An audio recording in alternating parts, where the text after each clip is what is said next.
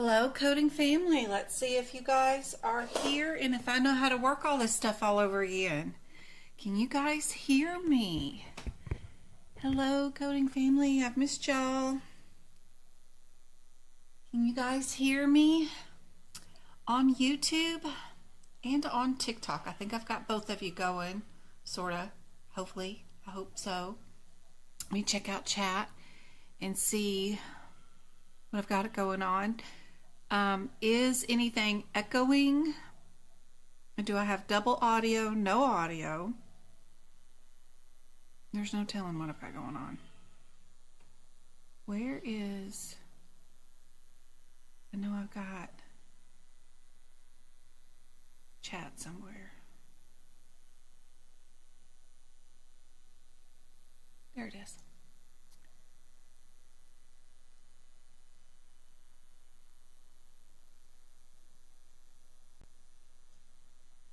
See what all I missed. Let me see. Did you guys?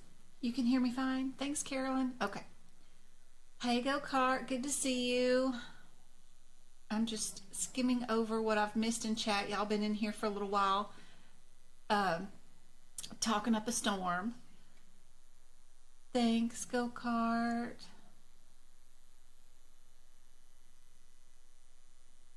All right, Melissa. Hey. Hey, Carol. Carolyn. Shay, thanks for joining the YouTube club. Trying to stay cool. Oh my gosh, what temperature is it here today? In Arizona. I went from a lovely 72-degree weather all week long in Minneapolis.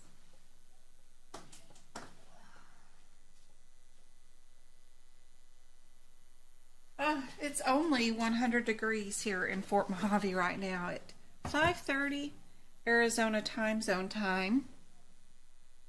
What's the weather like been in y'all's area?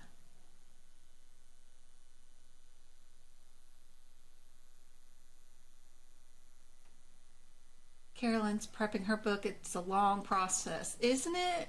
Oh my gosh, it is crazy, but it is so worth it, yes. I wish I'd had my notes when I did my certification exam. Oh my gosh.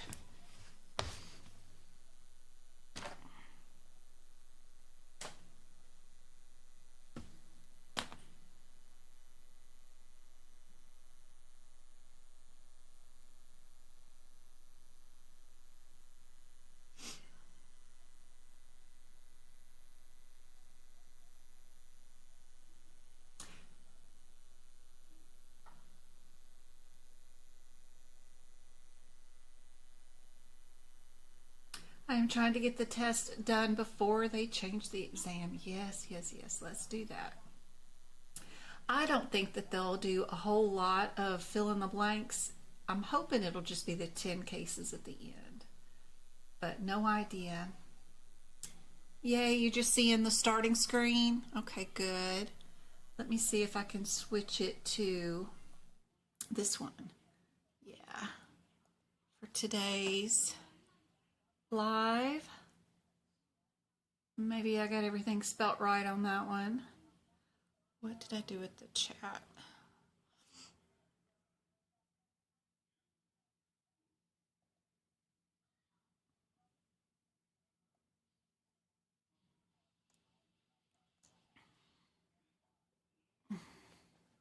I'm in Arizona too. It's too hot. It's 9:30 in Alabama it's 93 degrees in Alabama at 7:30 at night. That's my cousin too. You know, that is just too hot in Alabama. I don't know how y'all are surviving. Oh my goodness, Samantha, that's just too hot.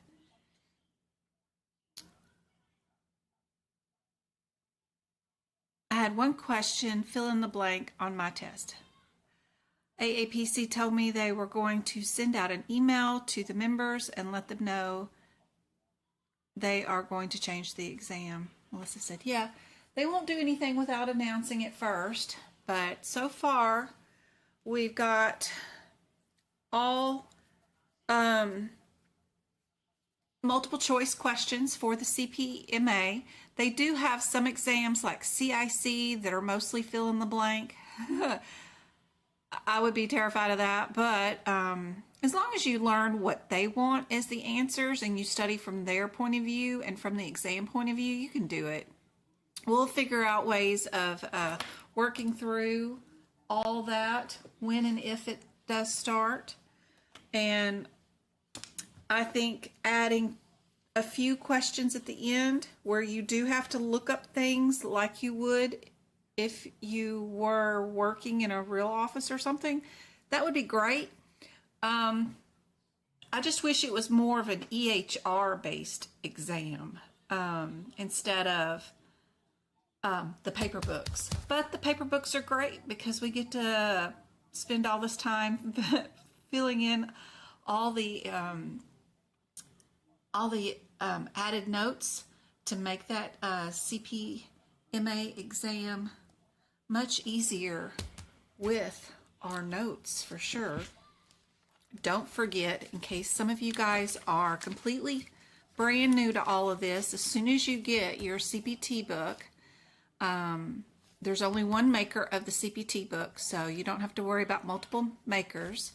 But if you're going to take an AAPC exam, I highly recommend you get their ICD-10 book and their HitPix book because they contain information in it that only their books have in it. All the guidelines are in the very front of their ICD-10 book, which is super nice and handy dandy, and they have all these decision trees, not only in the beginning of the guidelines that are only AAPCs, like they're all copyrighted just for AAPC, they could quiz you on, but they have a lot of other information inside the anatomy portions of it, which is super helpful. Right before you start coding a particular section, they'll have some other areas information right before it, especially the anatomy part of it, which is super helpful. Let's see, let's go back to like the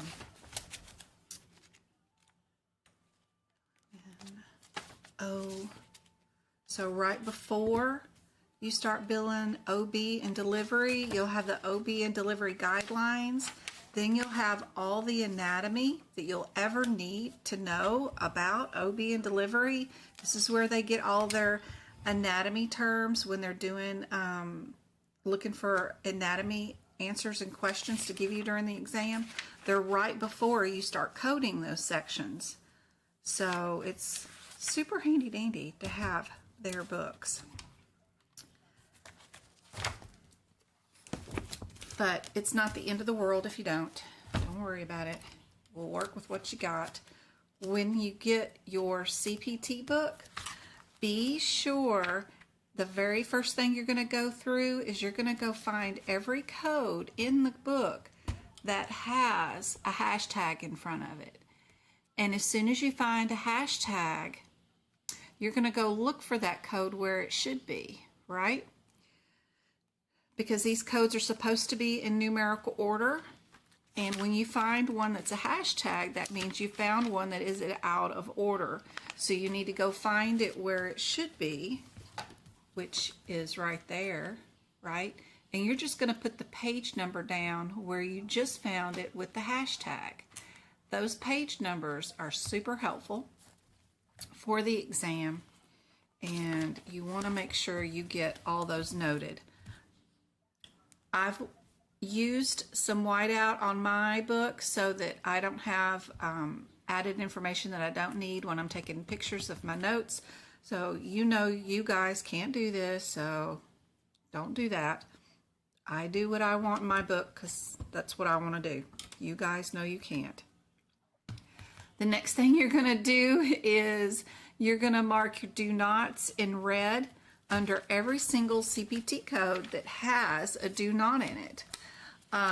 after fixing all of those out of code sequences by putting down the page numbers or the column numbers that they appear on, because there's 2 columns per page. I like to do that. You don't have to do that. As long as you get the page number down, you're good. Then you're going to mark and underline your do nots. That'll be your next little target to do. The other thing that I like to do, especially in the cardiovascular system, is to come through and mark anything that's arterial, aorta in red, anything that is venous or ventricular in blue. It coincides with our appendix L in the back of the book. Everything that's aorta is red. Anything that's venous or ventricular is blue. So it coordinates with your appendix L. It's super handy dandy. Plus, you can tell when a set of code is aortic and ventricular at one glance, or if it's just venous. Super handy dandy, or if it's all artery. It's really handy in the cardiovascular system. The muscular skeletal system that I updated this year is crazy amount of notes, but the most important things that you need are what's written underneath the code. You don't need all the stuff that is written over the top of the code descriptor. This is just telling you what's going on inside this set of codes in case you ever wanted to know what was going on. But these are the one-word differences that you need for the exam. And the other thing that I like to mark is any procedure that is closed, I circle in orange, and then anyone that is open, I circle in green. And then anything that is percutaneous, I underline with one line. That way I can look at my procedures really quickly and I can see whether one's open, closed, or we're going through just right underneath the skin. If a procedure does not include something, a lot of times, like this one right here, I can't lower this because I got my screen in the way. It's got the without way over here, but then it's got the word manipulation next to the CPT code. And that makes me think that this code might have manipulation in it if your eyes don't go all the way over here to look at the without. So if it's without something, I put a line through it. That just makes me feel a whole lot better because I know that this code does not include manipulation, neither does this one, neither does that one. That's super handy dandy to do. Then don't forget to put your one-word differences down beside the codes. But like I said, if you get my notes, you do not need all this extra stuff written down. Just your differences right here is super helpful for the exam. I do a lot of color coding. If it's an introduction, it's purple. If it's blue, it's a repair. If it is, what else do I have? Oh, and excisions, those are all oranges. That can be helpful because if you're only looking for an excision versus an implantation, that makes a difference. I also color code the posterior routes into the body and the anterior routes in the body. Everything gets its own little color code. Also, when I'm dealing with cervical is blue, thoracic is green, lumbar is purple, sciatica is pink, so that when I go through here and I know already that I'm posterior here, these are all the anterior codes, and then I can pick out, okay, only the purple ones are lumbar, so I know inside my note I'm only looking for a lumbar code, so I only look for my purple codes. But you don't have to do all of that if you don't want to. The main things that you need is just the one-word differences. You need to fix those out-of-code sequences by putting down the page numbers with all your hashtag codes. That is super helpful. And if there is anything like don't use this modifier, do use this modifier, those alerts are super helpful. I always write those at the beginning of every chapter, which modifiers you can't use in this chapter, which ones you can use in those chapters. And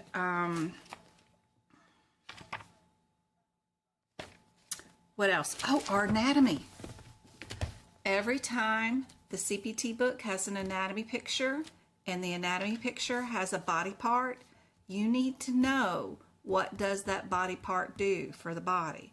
Just go write yourself something down that says what it does. If you don't know, Google it and change your Google search to images and then find you an image that is just like this one that tells you the functions of the ear anatomy. So I just Google functions, ear anatomy, change my search to an image, and find me something that's got something labeled, all the body parts, and tells me what they do. That is super helpful during the exam. One other thing that has come to light that is super nice during the exam is in lab and path section. When you're back here and you're doing the exam, don't forget to look up here at the very top of the page. This chapter has all of the codes labeled as to what the header is for those codes on that page. Everything on this page is a panel, right? Everything on these pages is a drug essay. Everything over here is pathology. This can be super helpful. This is consultations, because if your last sentence in your exam question is asking you what is, let's see, let me think of something. Their lab and path question is asking you about a chemistry question. You know you're not up here in none of these particular. You're not in pathology. You know you wouldn't be on that page. You know you're not in a panel if you're in chemistry. You would be in chemistry if you're doing chemistry. So that little bit of information is super helpful. This is immunology. I wished every chapter was like this. This is microbiology. So if you're not looking or doing a pap smear, then you're in the wrong area. That can be helpful, because usually there'll be 2 codes where the answer is, and then there'll be 2 other codes in a different section that might make you think that if you didn't know what you were doing, you might get confused if you weren't looking at your headers. So super helpful in lab and path to make sure that you are looking at your headers before you do your CPT code descriptors. That is all super helpful. Let me check back in chat and see what all I missed. I missed you guys.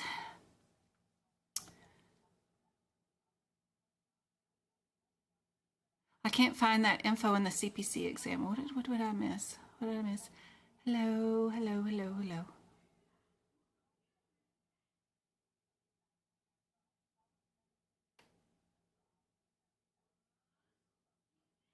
Hey, Dr. MZQ, welcome. Hey, Julie, good to see you. Flapjack, love the name. Anyone know the instance when an EKG would be billed separate from an ER visit? Only if you have like a cardiologist specialist who is reading the EKG report and going to bill it themselves. The ER is not going to bill it, but the cardiologist specialist is going to be billing the procedure and the report. I can't find that info in the CPC book. Yeah, it wouldn't be. It would be probably in your, if you happen to have the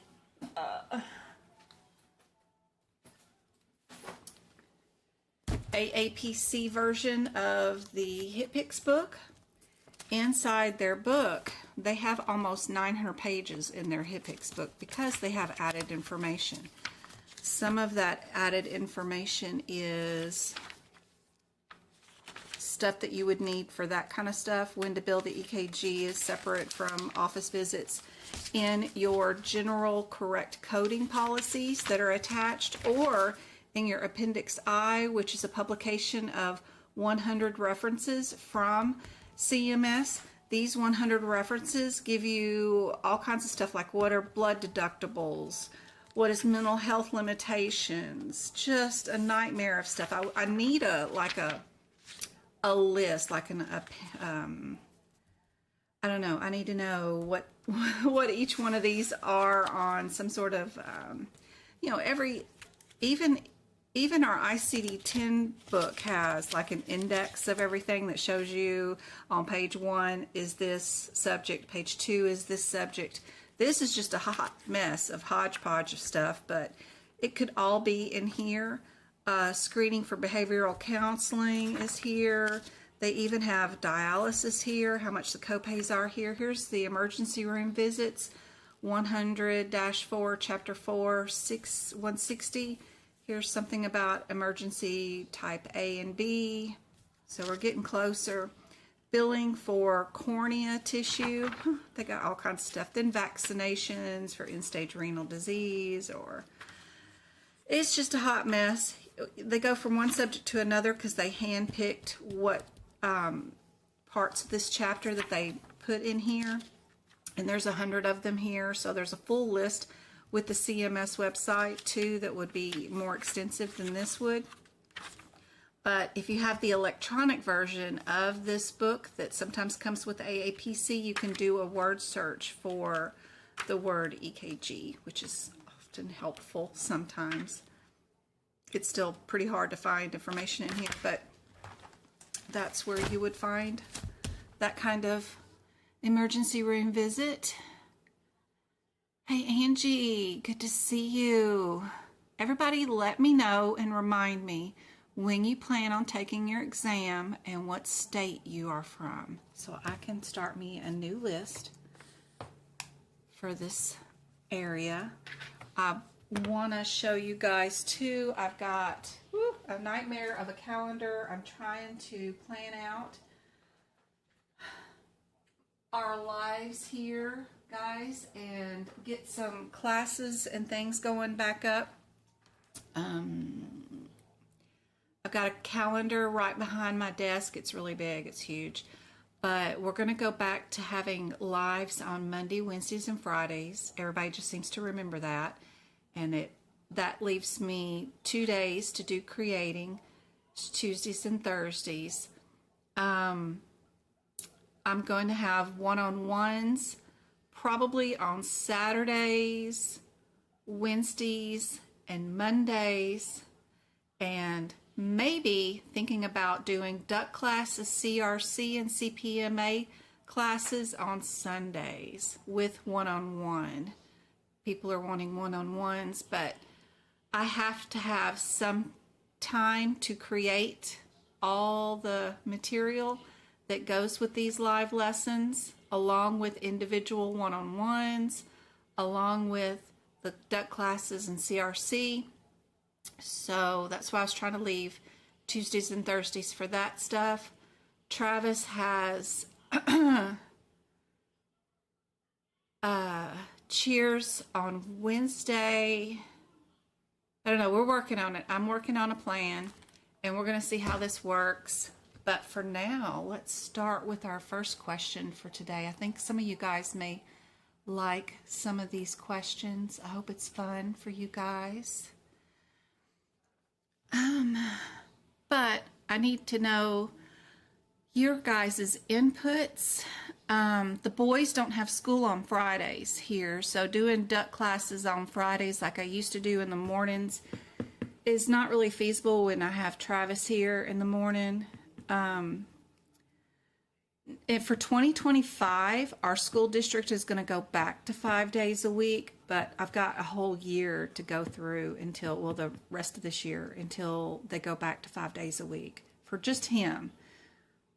James is switching high school and going to another high school, and he is going to be going 4 days a week. There are open on Fridays for 3 hours a day, but it's more of a trade school where he can learn to be a journeyman. He's going to do electrical and hands-on projects for the city and stuff. And Travis is staying at the main high school doing cheer and all that social stuff. That's a great idea to practice some fill in the blank questions. Well, y'all are going to get to do that tonight. Y'all are going to get to fill in the blanks. Absolutely.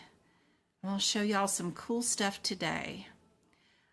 If I am repeating, getting 80% and above on pocket prep, is that a good indicator of how I might do on my exam? If you are getting 90% of the questions that I present during a live or a workshop, and you're getting 90% of them correct, then you're ready for your exam.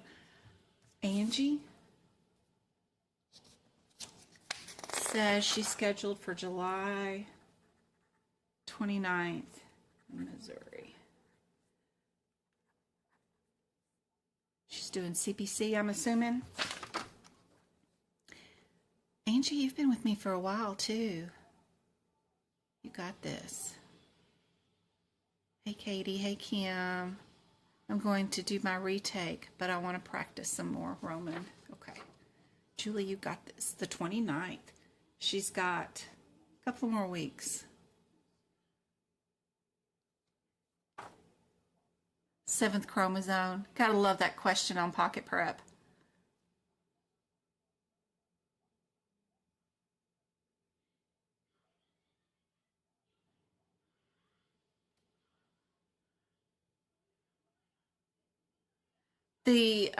And they tell you where the page number and the answer is in that on that pocket prep one, which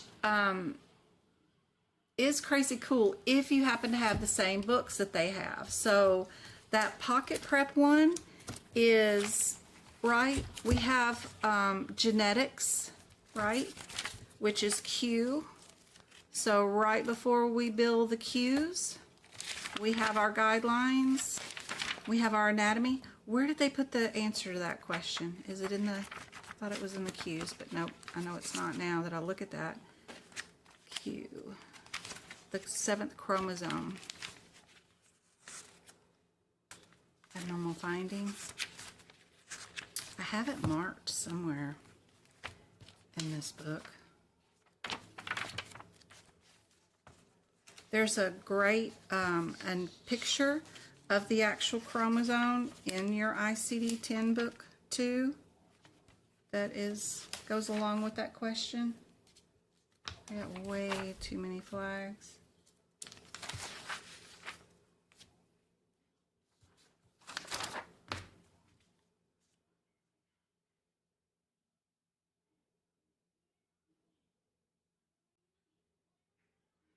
On the test on the modifiers can be bypassed by NCC edits. Where would that be?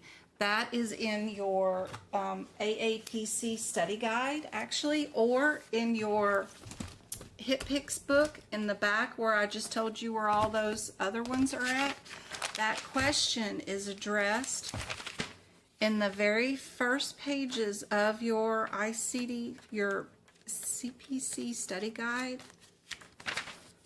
The business of medicine. The answer is the number one thing. The answer with the number 1 in it. Let's see, they're doing the RBRVS, necessary, fraud, compliance, OIG. Where is it? NCCI edits, OIG work plan. They move through it. They move through so much information so quickly in this study guide. The NCCI. It's in the very beginning of this book somewhere. There's your chromosomal stuff too. It'll be in here in our anatomy section too.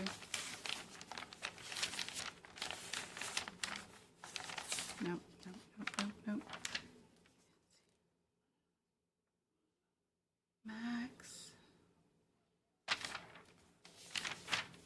maybe because this is the older version of the study guide, but the brand new version of the study guide, we have the very first chapter is your NCCI edit, and the answer that you're looking for every time when you go to look through the answers is the answer with the number 1 in it. That will be the answer, and you will find it in their study guide.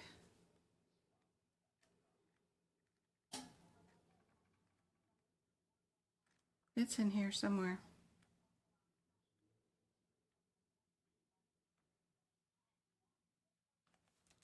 Is it in the after the evaluation management section? That goes to the cases. So it's in the very beginning. It's in the very, very, very beginning in the business of medicine. It'll be right there. I know it will be.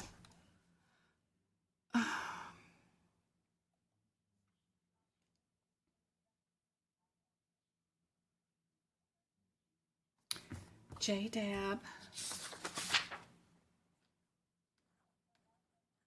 Dubs is August in Maryland. In December, next week, Julie, California.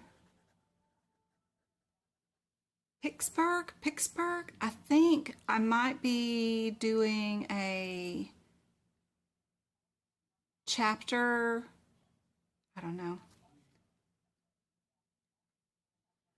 There's an AAPC reached out to me, want me to do a day-long presentation somewhere in Philly or Pittsburgh or somewhere around December something. So I might be in your neck of the woods at the end of this year. August, California is LD. Flapjack modifiers, bypass CMS, check out the NCCI website. Yeah, it sucks to look about that way. But their information is not. Is there a section on that in the CPT book? I think it's only in your HitPix book that discusses that, if you have the AAPC's version. You need tutoring, Roman? I'm going to open up my tutoring. I got to figure out how to not let somebody just book up the entire month. Like, people are restricted to only booking like twice in 1 month, so that they're not taking every day for a whole month. And that way everybody gets an option to get at least one in. Katie is doing July 18th in Tennessee. Angie is doing July 29th. I already wrote that one down. Good. Roman's waiting. Yasmin, good to see you. 8/20.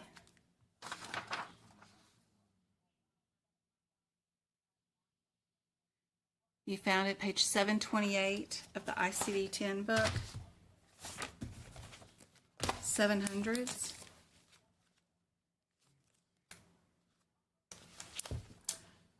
Diseases of the respiratory. Of course it would be here because it's respiratory, not genetic.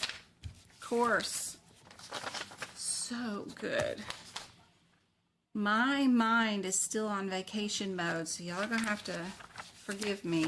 But yes, cystic fibrosis is a lung disease, so of course you needed to come to the diseases of the circulatory system, and when you do that, you'll find the information on cystic fibrosis and stuff like that. So yeah, for the lungs, and they'll have like a picture in this chapter that'll show you the chromosome that's actually the one causing it. which is too cool. Somewhere around there. Respiratory diseases of the respiratory. Skin. Where is it? It's got to be in the respiratory, right?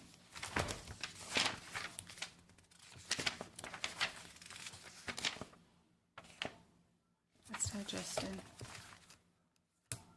Respiratory. It's going to be looking for diseases of the respiratory. It describes all the anatomy from the cellular level, and then it builds the organs, and then talks about the common diseases afterwards. And there is our 7th chromosome right there. Chromosome number 7 right there. So it's at the very beginning, right before you start coding JOO. So instead of doing, my brain went to Q codes, it was respiratory codes. JOO. So that one little picture is where they got that question from. And everybody's always wanting to buy anatomy books or something like that, but I think their AAPC version of the ICD-10 book is more than enough anatomy in it that it's really hard to keep up with what's what and where's where. And this is more than enough anatomy for your medical coding exam, for sure. Yep.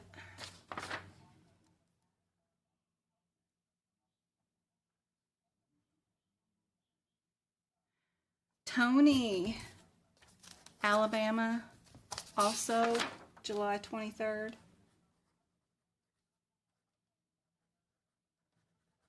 Gosh, so many. Hey, Slushy fan. Oh, don't give up. Yeah. I have a question about the guidelines that is going against what is said in under the code, of course. Number 99426 and 27 on 55, please. I'm worried I may mess up in the book. What's the question, Sam?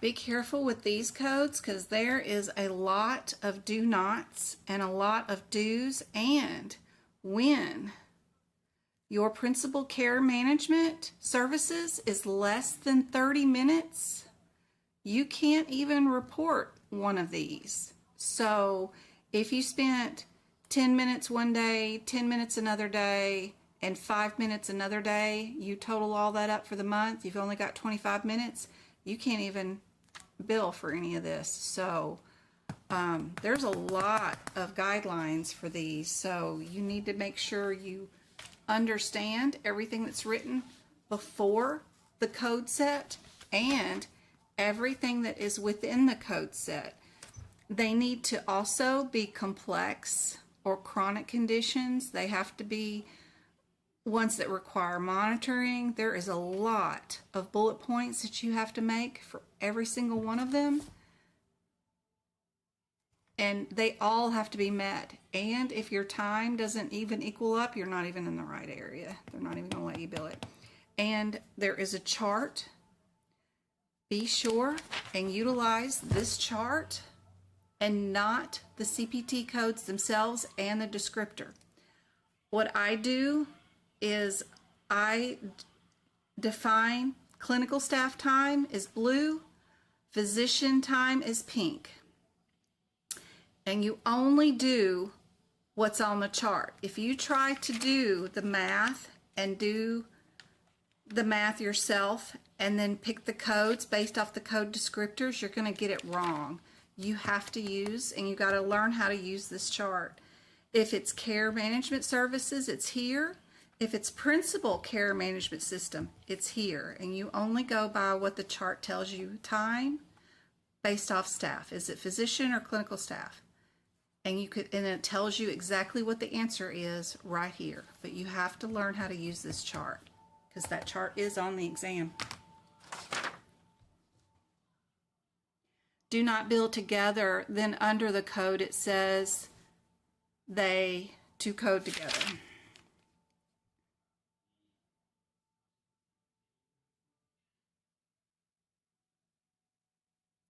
Be sure of your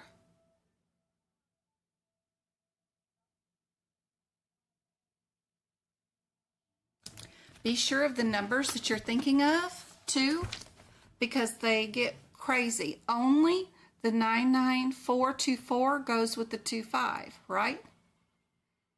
You can't do the 27 with the 24. Those won't go together. These are their own little things, right? You can't separate out these codes. So yes, you use the 27 with the 26. Now this says do not use the 26 and the 27 in the same calendar month with other codes. It doesn't say that you can't use those two codes together because it's got do not report 99426 and 99427 in the same calendar month. That doesn't mean that you can't build those two together. It says you can't build those two together with these additional other codes here. And right here it says don't code 99426 and 99247 for services time reported with other codes. It doesn't say you can't code them together. It just says don't code them with other codes. But only the 24 goes with the 25, and only the 27 goes with the 26. Don't do the math as far as the first 30 minutes here and then the second 30 minutes here, and you try to figure out whether you're going to add that or not. What you actually have to do is have to have half of that 30 minutes and 1 minute gone first. Then you can bill this. Just because you hit 31 minutes doesn't mean you get to bill this one. So it's crazy. Don't try to do the math yourself. Go to the chart and it exactly tells you how many minutes. If it was 90 minutes and it was a physician, there's your answer.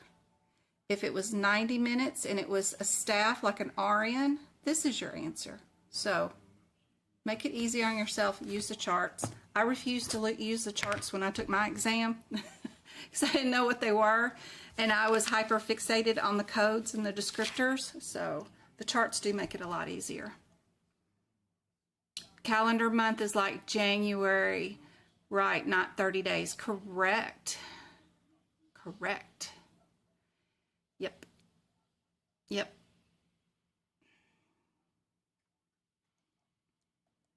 That is correct. Don't forget, guys, Pocket Prep. Here's the link. Let me put it in y'all's chat for you. Some of y'all may not know what Pocket Prep is. Pocket Prep is a great tool for you guys. They utilize, they have 750 practice exam questions with rationales and page numbers of where the answers are. And you can use it on your cell phone. You can use it on your desktop computer. So you could be standing in line at the grocery store at Piggly Wiggly, you know, and doing a practice exam question, whatever. You sit in your car waiting to pick up the kids from school.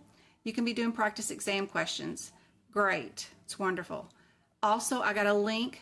We have teamed up with Mint Mobile, the cell phone provider. I have Verizon cell phone service, 2 lines for me and the IT director, $281 a month. Not no more. Switch to Mint Mobile, $15, unlimited. And I have unlimited data, unlimited cell service. They use the same towers as Verizon and all those other stuff. And when I get over the promotion time, my bill will be $45 a month. I am just blown away how much money I'm going to be saving. So I'm so excited. So y'all please use that link and stop paying all those stupid federal, they just make all kinds of junk fees and stuff like that. It's crazy. So yes, there's that link too. And Mint Mobile does not pay for any advertising or anything like that, and they don't allow just anybody to have a link and be a partner with them. They only allow 1% of people that apply be a link giver, and I got picked. I'm so excited. They're the only person I've ever filled out an application asked to be able to share that info with you guys, because I was so excited about trying to cut down my expenses, because you know, guys, I quit my job May 31st. I'm fully retired now. No income, no 401k building, no health insurance, nothing. I am completely stay home with you guys now. So I needed to cut some expenses, and Verizon was definitely one. You know, I've always wanted to, you know, I don't care whatever the service is. I just want to pay for the best and get the best service, because I don't want to be stuck somewhere without cell phone service. But oh my goodness, it's getting crazy with the amount of fees that the cell phone plans have been paying or charging. So Mint is great. They don't have any sales personnel at all. And even when I signed up to give out their link, it was really cute, because they said that I could call them just to ask them about the migration patterns of a certain whale. It was great. You know, their team is really funny anyway. So I just thought it was great. Let's go over some guidelines, guys. I think you're going to like all these live notes. I know I've already been talking for, 45 minutes with nothing really valuable in saying, but I really did work on today's questions for you guys, so I'm hoping that it is of good value, and I hope it's not getting too late on you guys. I tried to start an hour earlier today too. Fractures require what? When a physician documents a patient's fracture, do we need to know just the type, the site, the laterality? What all do we need to know? That will be in your guidelines.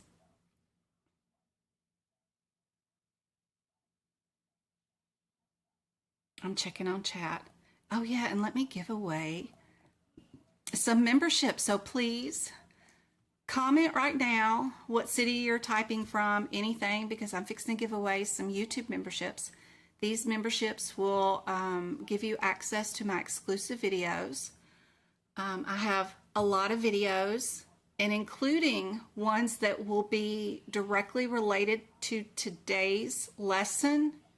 There's an expanded version of this lesson on a YouTube video that will go further into this, and only my YouTube members get to see it. So there's a lot of cool stuff there. There's the workshop replays that are 75 practice exam questions all in one video, where you can practice all of those. When you go through my workshop and you get 90% of those questions right, you're ready for this exam for sure. So Memphis, Tennessee, I got some friends. Katie, we gotta be cousins.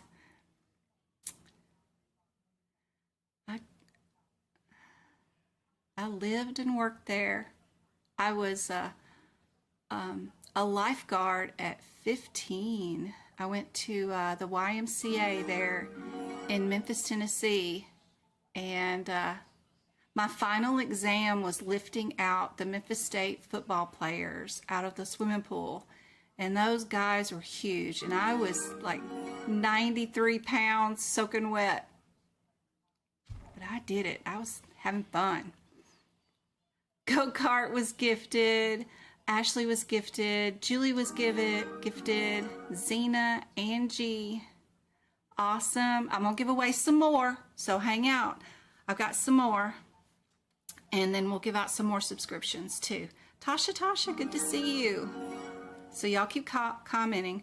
What do you guys think is the answer for this question? According to our guidelines, I wrote this question, just so you know. What are the requirements for documentations for coding fractures? What should we have so that we can document not unspecified code, but we could actually do the correct code in the ICD-10 book?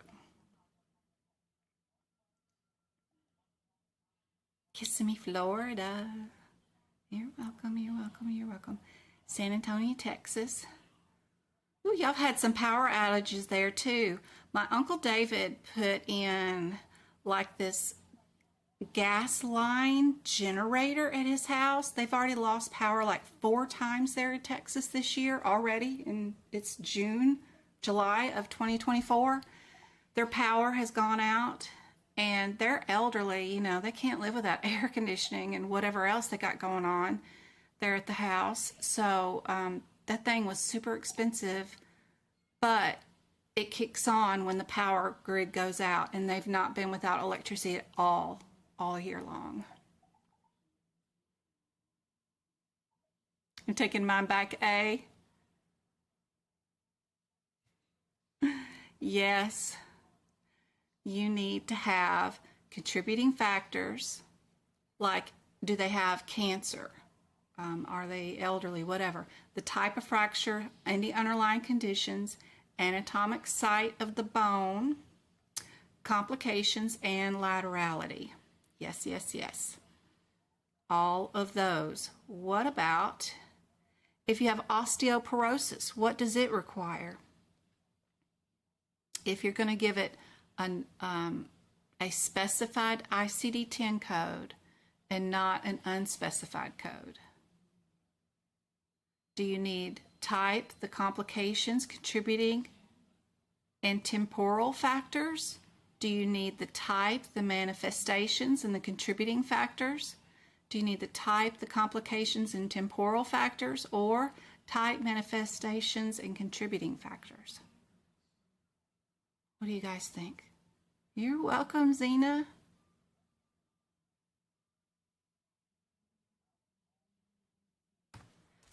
They are in your ICD-10 guidelines under fractures.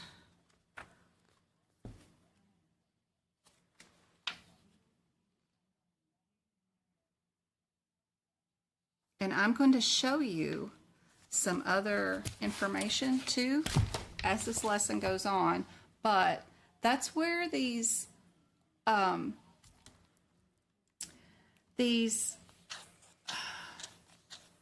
decision trees are super helpful, because like you need the type, the underlying disease, any drug or chemical use. They just tell you all the different things that you need to have, which is really cool, in a list instead of having to read it in these stupid little guidelines. I love their decision trees. This happens to be just one on diabetes, but fractures has one too. And their stuff is just cool with their decision trees.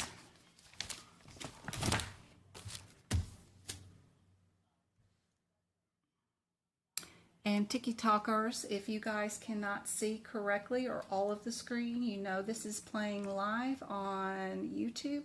You can switch over to there and you can participate in chat and possibly win YouTube memberships and stuff. And the replay will be available on YouTube, of course, anytime you guys want to come see this. This one again is A for, we were doing osteoporosis. You need the type, the complications, the contributing factor, and temporal factors. Anybody know what that means? Osteoarthritis, what does it require? We just did osteoporosis. This is osteoarthritis, sorry. And what does it require that you have? Do you need the type, contributing factors, laterality, and the anatomy? Or do you need the manifestation, the localization, and the anatomy? Do you need the type, contributing factors, symptoms, findings, manifestations, localizations, laterality, and anatomy? Or just the type, factor, findings, and anatomy?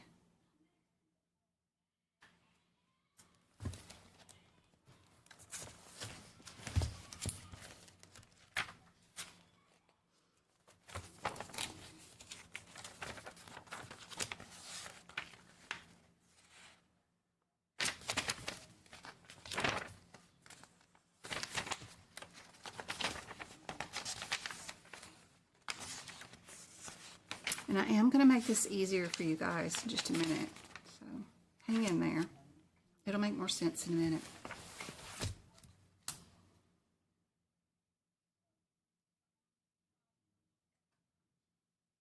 I know, for all three books at one time. I know. Try doing an exam remotely from home where they want the front of the screen showing the proctor. They want the side of your face, your hands, keyboard, the desk, and all your books into one frame that they can see all at the same time. It's a nightmare. It's just a nightmare to get all that into the frame. C. Yep. We need the type, contributing factors, symptoms, findings, or manifestations, localization or laterality, and the anatomy that is dictated.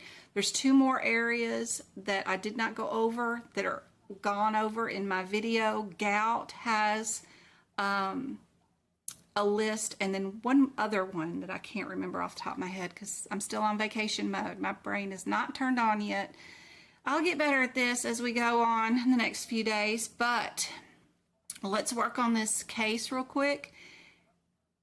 We're going to do this exam and we're going to pick out our correct code for this, right? But we're going to find that the doctor missed one of those factors that are for fracture.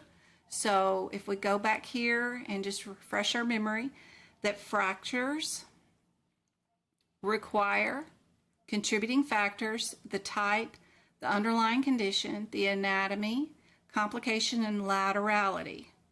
This example does not include something of one of those, and you guys have to figure out what's missing.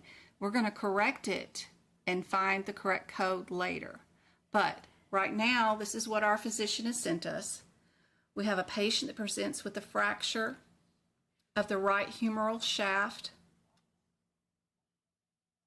and the fracture was reduced and the cast was placed. The first thing I probably should have done was make sure that you guys know where we're going to go to look up this code, right? If we have to fill in the blank, right? What are we going to go to? This one should be super easy. We've got 3 indexes in the front of the book, right? 4 indexes. We've got the indexes of diseases and injuries. Then we've got another index that we could use maybe if we needed to, which is the neoplasms. Then we've got the drugs, right? The table of drugs. That's another index. And then we have the external causes index. So just when the very first step is to think about which index am I going to run to? Am I doing my external causes? Am I running to my drug index? Am I running to my neoplasm index? Or am I running to the diseases and injuries index? So that's the first decision, is what am I doing? Which index am I going to? And we're going to go to the first one of injuries, right? And we're going to look up our main term here, which is fracture, right? So we're just going to go and look up ABCD fracture. And we're going to look up, what body part was it? And humeral. Funny bone, right? Nothing funny about it when it hurts like that. Let's see. Fracture over here. Fracture, humeral, and it says S42 30. So then we're going to go, is it 42? Yeah. S42. So then we'll go over here to S42.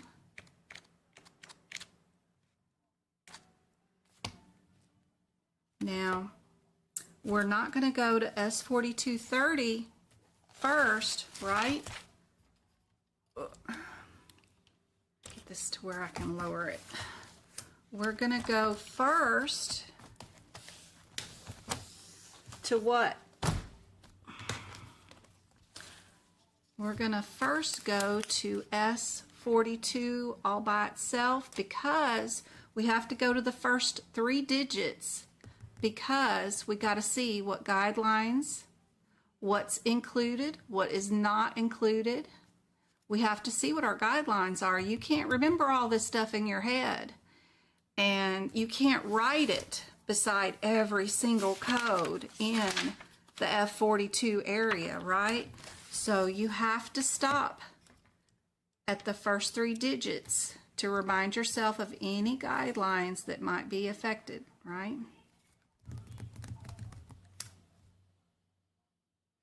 So if the fracture does not indicate whether it's opened or closed, should be coded as closed. There's this one guideline. If the fracture does not indicate displaced or non-displaced, it should be coded as displaced. Cool. It's also going to let us know if we need a 7th character or not. And the S42s do require 7 characters. So just stopping at S42 and then looking at the available answers that are available to you right now, you should already know what the answer is without even having to look any of them up, right? Because we stopped at S42.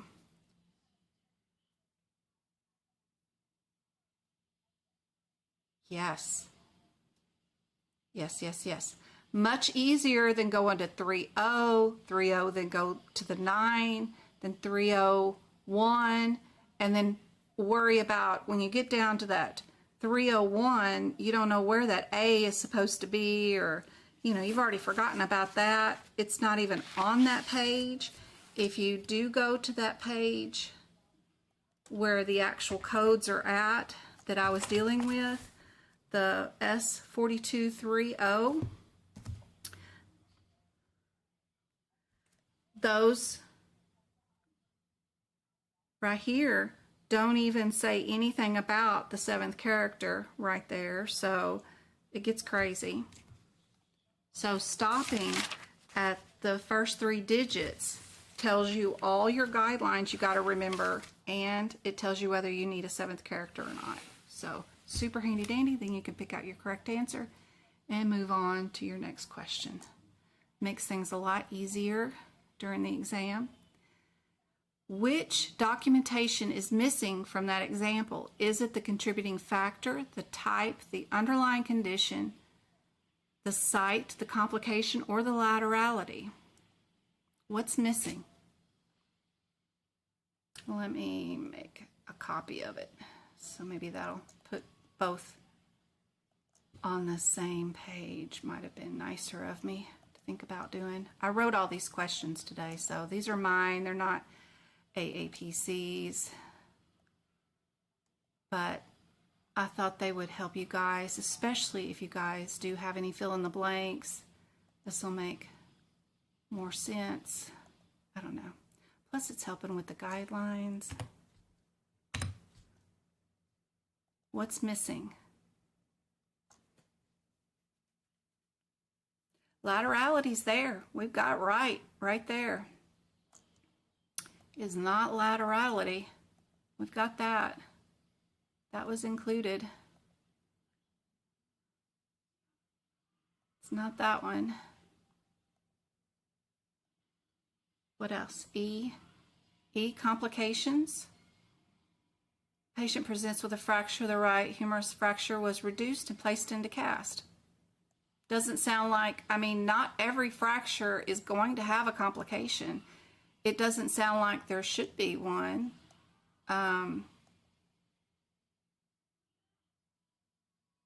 If it was just knocked out of place and there was no complications, it doesn't mean that they have to document it unless there was. But nope, it's not complications.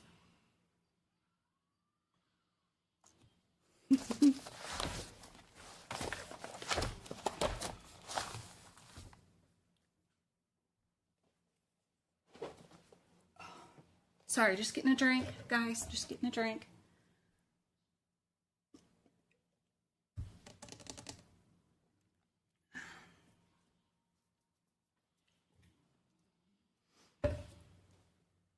I don't see a correct answer yet. Contributing factor. There may not always be a contributing factor. I don't see one in this particular patient. We don't have an age or anything that would be contributing that would make me worry. There's probably not any underlying conditions, or they would have noted it. I mean, you can't just say there was a, if they had said the patient was 72 years old and they said they presented with a right humeral shaft fracture and it was reduced and they were placed in a cast, you know that, and everybody knows that there was contributing factors if they're 78 years old, right? Whether it's dementia, the age, osteoarthritis, porosis, anything. There's contributing factors when you have that. So this one, we don't have any contributing factors because we don't even have a patient's age. So between site and type, what do you think? Ooh, there you go. There you go. So how do we find type? What do they mean? Because we've got right humeral shaft fracture. If we go to this S42 where we were at earlier, right? All of our codes for the S42s, make this bigger.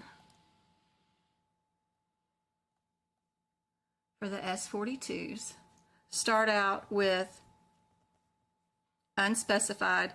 Our S4230 was where we should have been, right? Ooh, let me get this over here. Our S4230 is our unspecified code, right? Of our shaft, of our humerus. What else do we have underneath here, right? We've got green stick of the fracture of the humerus. Then what do we have? We've got transverse fracture of the shaft of the humerus. It's the green. Another reason why I like AAPC's version of the books is because all of their type is green. It changes color, so you don't have to highlight anything. You know what your one-word differences are. We've got oblique, we've got spiral, we've got communid, we've got segmental, and we've got other. So, fracture of the shaft of the humerus. The type is always the new green, one word difference. So it could be any of those. So that's where we find out the different types of a humeral shaft fracture, the different types. And you can find that information in your ICD-10 book by looking at the different green changes in your book. And I just wrote these out. Oh, sorry, I'm showing y'all. And then I'm not even showing you guys what I'm typing on the screen. So I highlighted the type. Yep. And then my next question was, what different types would fix this problem? And you can see this is where green stick would go. This is where transverse would go. This is where oblique would go, right? This is where spiral would go. This is where commuted would go. This is where segmental will go. And then we have the other. So if the doctor would add one of these words to that documentation, we could fix this and move it from an unspecified A1 code to an actual real code that is recognized and would pay for the claim, right? So if we change it to the patient presents with an oblique shaft fracture of the right humeral shaft, which was reduced. So if they just add one word to this question, what now would be the answer? What do you guys think? I'm going to check up on chat while y'all figure out the answer for this one. Hi, Julie.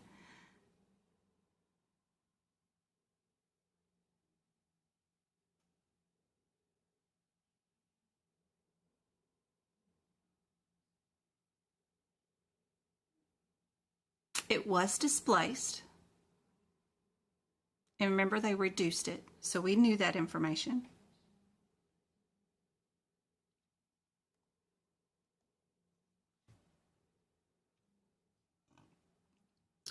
This right here, knowing that that means that it was displaced, right?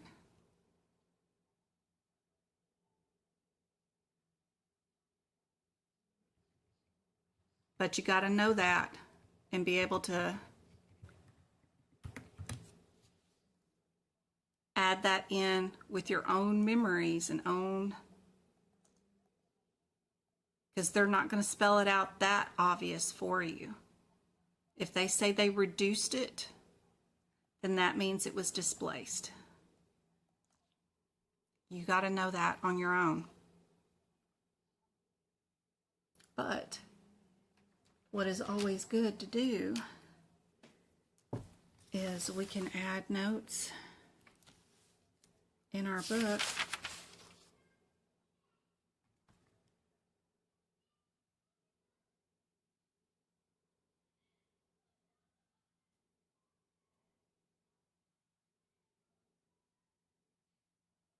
The more you write it, the more memorization you'll have. Super helpful.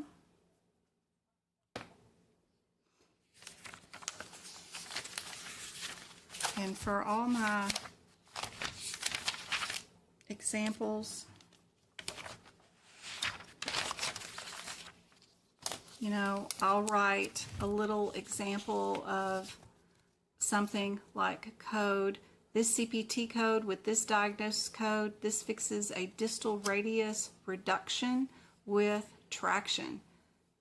And we used some wires. Even though it's a CPT issue, I go on and write it in both areas. I bet I can go to the 25606 in my CPT book, and I've got the same example written on its page, along with this example is also written in my ICD-10 book.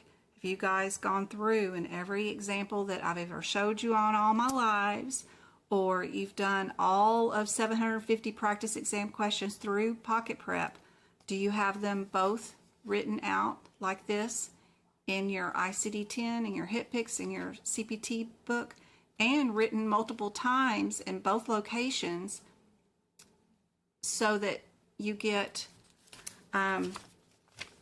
it begins to you start seeing trends, you start memorizing, oh, I've never written that type of code with that code before. You do start seeing things the more you write these examples in the ICD-10 book. It's super helpful. Why do I have this pinned?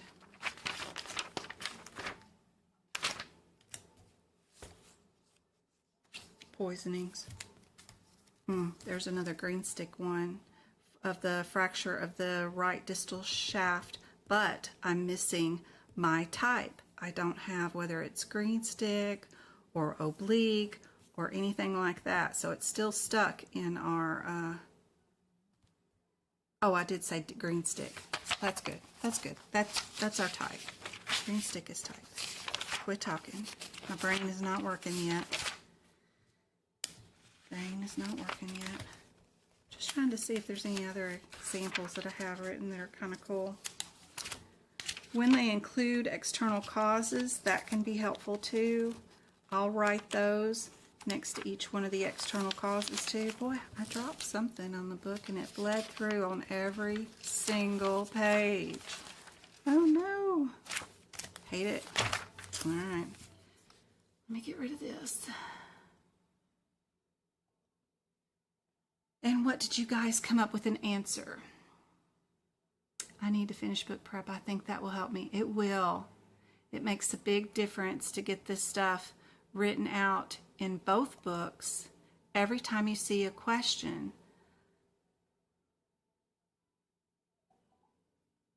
you want to make sure you put that example that you did and you worked on in both manuals if it's to deal with CPT and ICD-10 at the same time. Plus, you know what I did today? Look, what else did I do today when I did this question?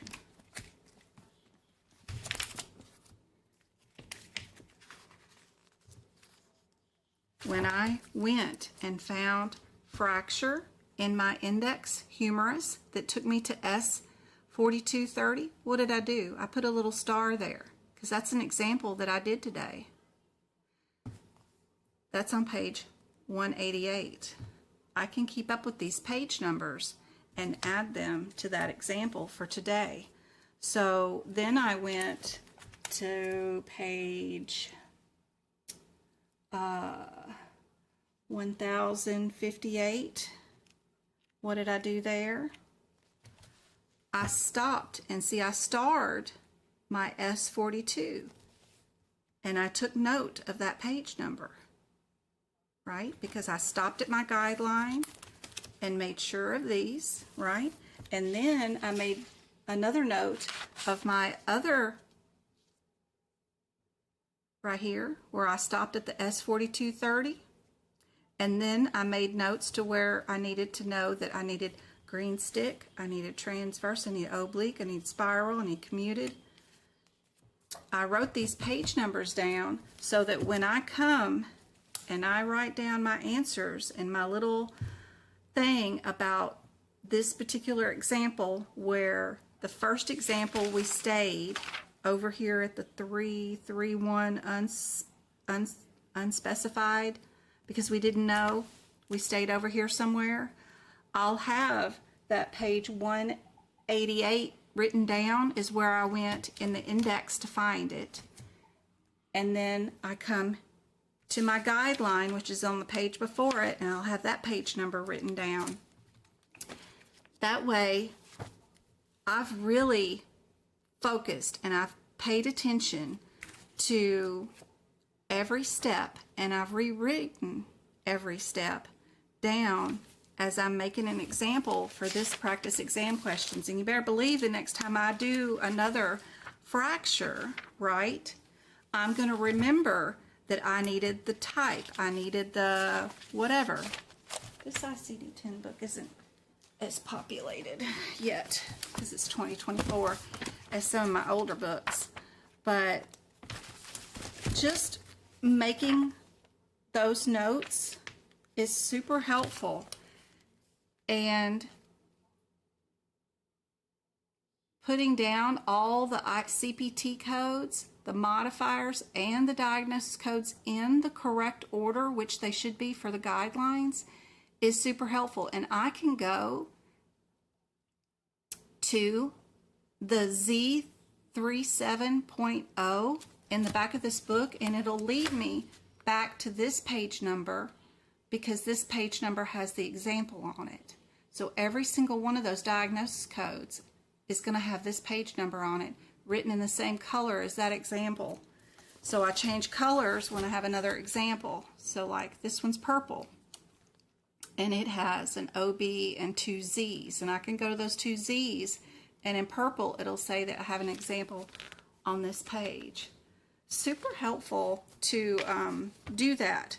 Just document your journey on every practice exam question throughout the books, in the books, and you will really start to retain that information better than just looking through it and doing the example really quick and forgetting about that example. Yep. This one, let's see if you guys got the answer right. It is C for our displaced oblique fracture of the right humerus. It is their initial encounter, so we did need to add that A. Sorry, my child is walking in. What do you need, James? Can I go for a run around the block? Like, it's cold, and it's like...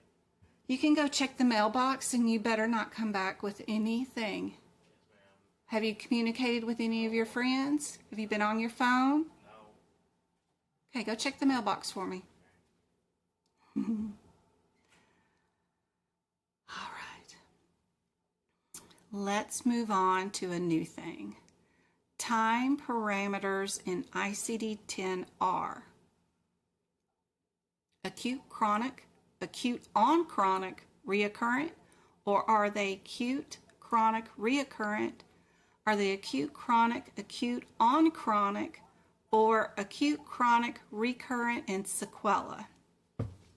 How is time parameters identified in the ICD-10 book? Anyway, I hope this is helpful. I don't know if I explained it right. I know my brain is not 100%, but I hope this makes a big help.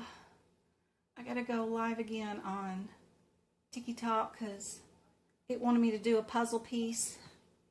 Y'all gotta remind me to look at TikTok because I keep forgetting to do the puzzle pieces at one hour. Where would I find the answer for this? I'm gonna help you out, Sam. We'll watch. I'll show you.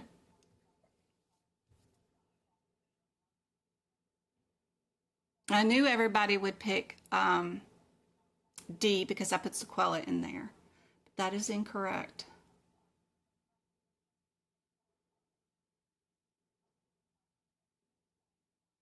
That's a great tip. It will stick in my head better. Yes, I gotta get my mouth and brain working better to explain it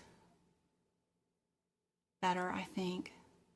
But yes, document your journey inside the books of how you find the answers with every little example that you write.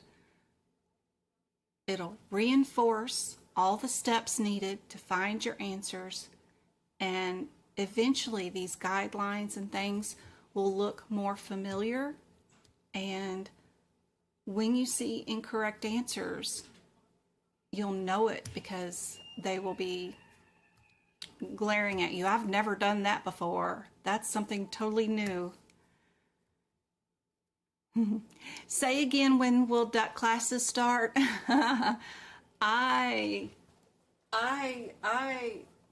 Can anybody do them on Sundays? I don't know. I don't know what days to do them. I don't know when anybody's available. I don't know.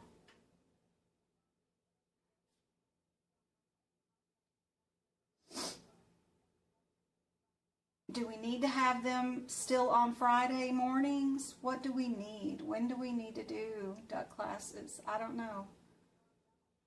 I need to start having CRC classes and CPMA classes. I've got an aapc teacher who's wanting to do CPMA classes, so she needs to pass, and I need to show off others how to do those cases at the end of the exam, which are very, very tricky. But I've got a way to find the answers easier, of course.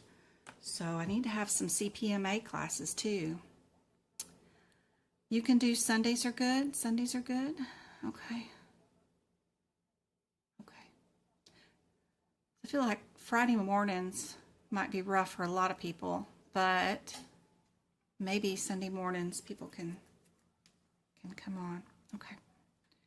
Fridays are good for go-kart. She likes her Friday mornings. Yeah, it was quiet. So, time parameters on ICD-10 RA. It is acute, chronic, acute on chronic, and reoccurrent. If you want more information on this subject and where to find the answers and more of those ICD-10 examples, let me give you all this link in chat on here on YouTube. I can't give out chat on TikTok, sorry guys, but here's the one on YouTube. You guys can watch that video, and it's like 7 minutes long, and it goes into the examples that we did today, and it goes into even more examples of it. So pretty cool. Pretty cool videos. All right.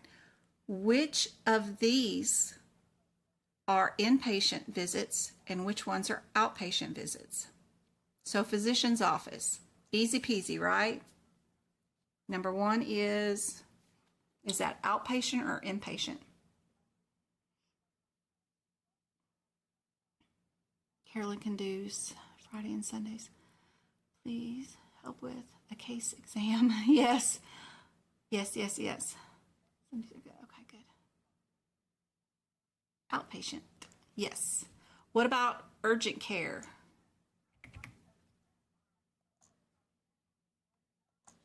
What do you guys think about urgent care?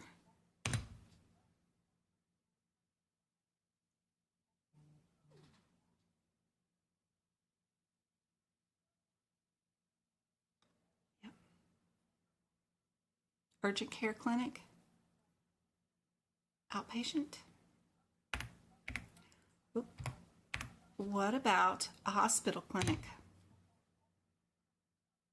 What do we think about the hospital clinic?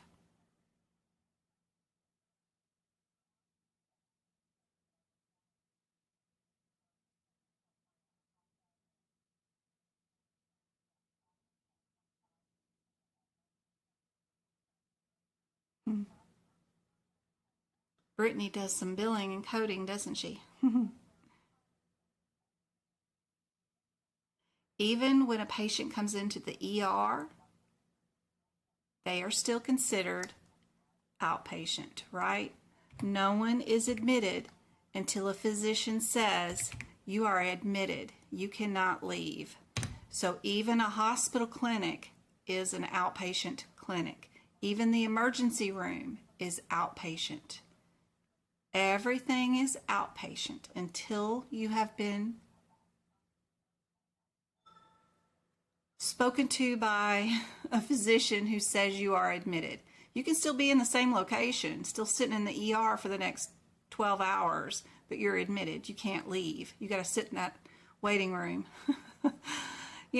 So it's all outpatients. Every single one of these are all outpatients. You just have to have documentation that says you've been admitted, and then you're inpatient. Okay, just something I wanted to make sure that everybody remembered for their exam. Now, without looking in the CPT code book, don't be looking. Nobody cheat. What is number one, 99450? Is that new patient or established? What is that? New or established? These are just, I'm going to start doing these every live, I hope. And we're going to start working on our memorization for E&M section. I like for you guys to know the headers of the E&M codes before you take your exam. Kind of like flashcard stuff. Just know a little bit about each code. That way you don't have to look it up and you can move through this exam faster. Because if they are going to do fill in the blank, you're going to need even more time at the end of the exam. And many of you guys run it out to where you have to bubble in the last few answers anyway. This is only going to slow you down. So we need to speed something up in one area that we can speed things up in, is definitely E&M. If you know your headers like I know my headers, then you will be Speedy Gonzalez in E&M. Is this new or established? Still don't see a correct answer. I know, just a little memorization. 99450. What's our header for this one? This code, I know in my head, just because I've been doing this since 2019 and teaching you guys, it's under special services. It's special, right? This is where the doctor fills out those disability forms for you so that you can take your 12 weeks maternity leave or whatever. I don't know. Special. So, does that help? It's both. It doesn't matter whether you're new or established. It's both. That's an option. You can answer that way. So I was being sneaky. All right, 99395. Is that new or established? Without looking in your book, 99395. This one is not both.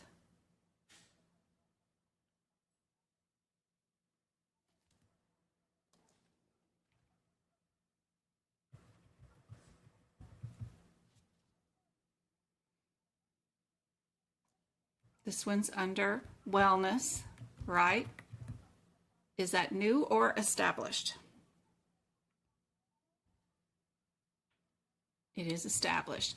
I just remember that my 9s are established and my 8s in this area are new patients. It's confusing because the new patients are the smaller number and your established patients are the larger number. What's that? I think it's the license plate for the test one. Ooh, is it under John's name? Yep. Ooh, we got a new tag. I'm gonna text them. Yeah, put it underneath his door. Slide it underneath there. So, all you have to remember is if you're in the 993s, if it's a 9, the bigger number, you're an old patient because it's established. If it's an 8, that means you're a newbie and you're a new patient. That's all I want you to remember. All right, what about 99456?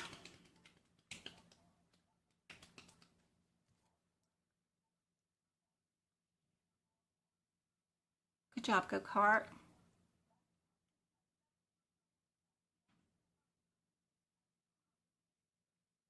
There you go, Samantha. This is what I would write. This number is a lot like our very first one, right? It's only just the 6 is different. We're still under the special services, right? And those are both, right?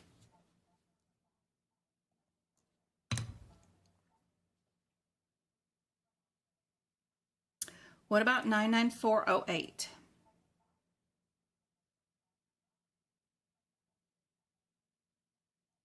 Without looking in the book. Hey, Monique.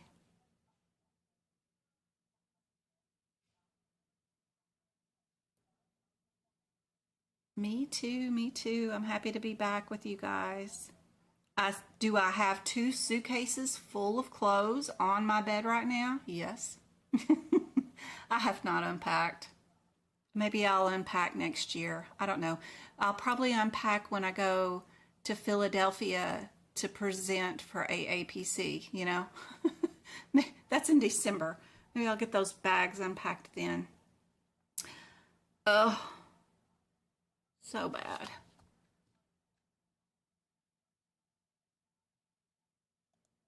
This one, the header is for this one is counseling, right? This is for anybody that we know that is drinks alcohol as a common practice, and we're going to do some counseling, and that is a both also. Doesn't matter whether you're new or established, we can add that to our E&M visit. And there is no difference if you're new or established. It's just adding on that extra E&M code. 308 is a what kind of code? What's our header? And is it new or established? I remember this one specifically because of Pocket Prep. They have a lot of questions in this area that were very confusing at the first, and that's why I remember this one.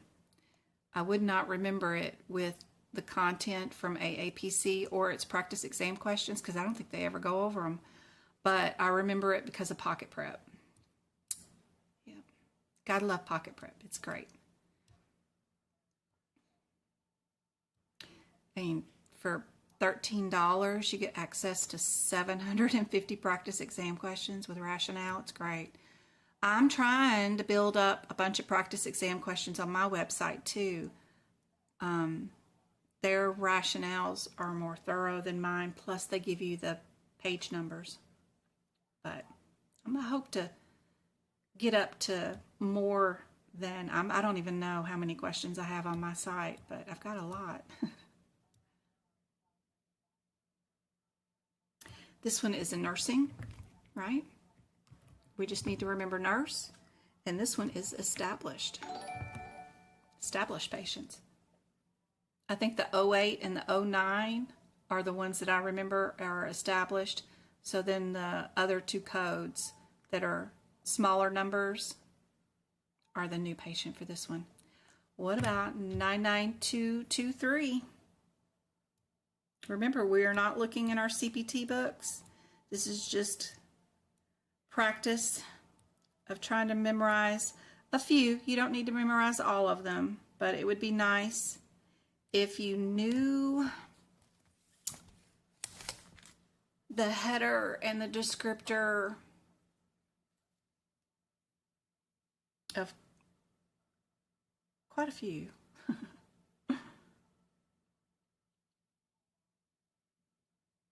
About the last one.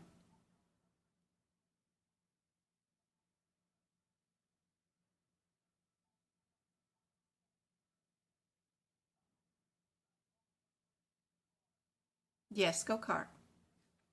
This is an admit hospital. Does it care whether you're new or established? No. There's no, other than it being initial first visit, you know, that's the only thing, is this one's just has to be just the first visit. It's not a subsequent hospital visit, but it doesn't matter whether you're new or established. It's just the admit code. Anyway, out of these, the only ones that I would really want you to know and memorize are 2 and 3, 5, and 7 for the CPC exam. The other ones are just tough ones that I threw in there just to be mean, but these are the ones that I would want you to know the headers and whether they're new or established or whatever I have written here. So out of those, just learn 2, 3, 5, and 7 for your exam. Super helpful. All right, is the code straightforward, low, moderate, or high? Remember, we're not looking in the CPT book, we're just thinking from our memory. 99211, is that straightforward, low, moderate, or high? That one.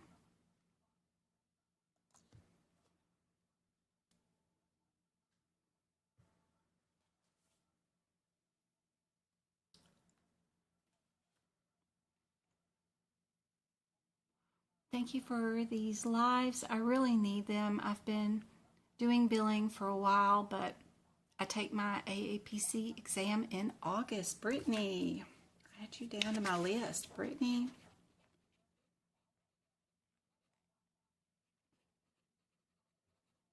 August exam. I hope this helps. Y'all, what kind of code is this one? And you know I wrote these questions, so you know I'm being tricky, right? That's a nurse visit. Do nurses bill straightforward, low, moderate, or high?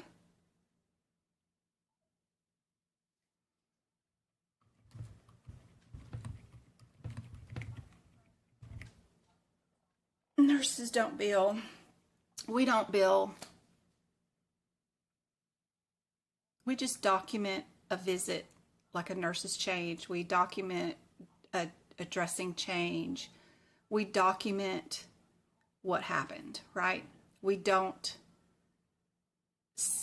give a problem, a data, and a risk. We don't bill for those. So you know I'm being tricky. All right, 99245. This one is one of those. Without looking in your CPT book, is it straightforward, low, moderate, or high?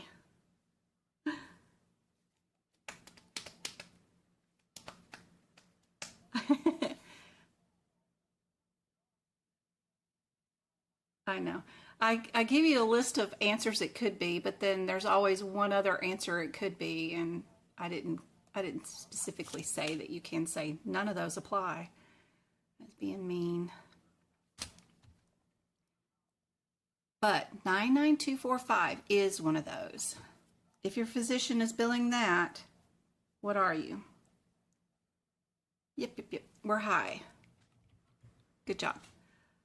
What about 242? 242?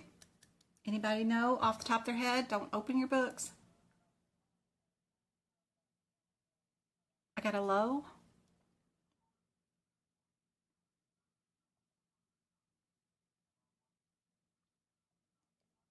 We have 25 people on, and we have 18 likes of the YouTube so far. Thank you guys. I was showing Twinkle how being on vacation plummeted views on everything. It like flatlined. It's so crazy. Oh, now we got 20 likes and now we got 28 viewers. Thank you so much, guys. And let's give away some more YouTube memberships. Yep, there we go. I don't get to pick the winners. I just send the money to YouTube and they pick the winners. Mamie, Tasha, good job. Jen M, and Kimberly, and Kenesha. Awesome, guys. I hope that helps out a whole bunch. Having access to those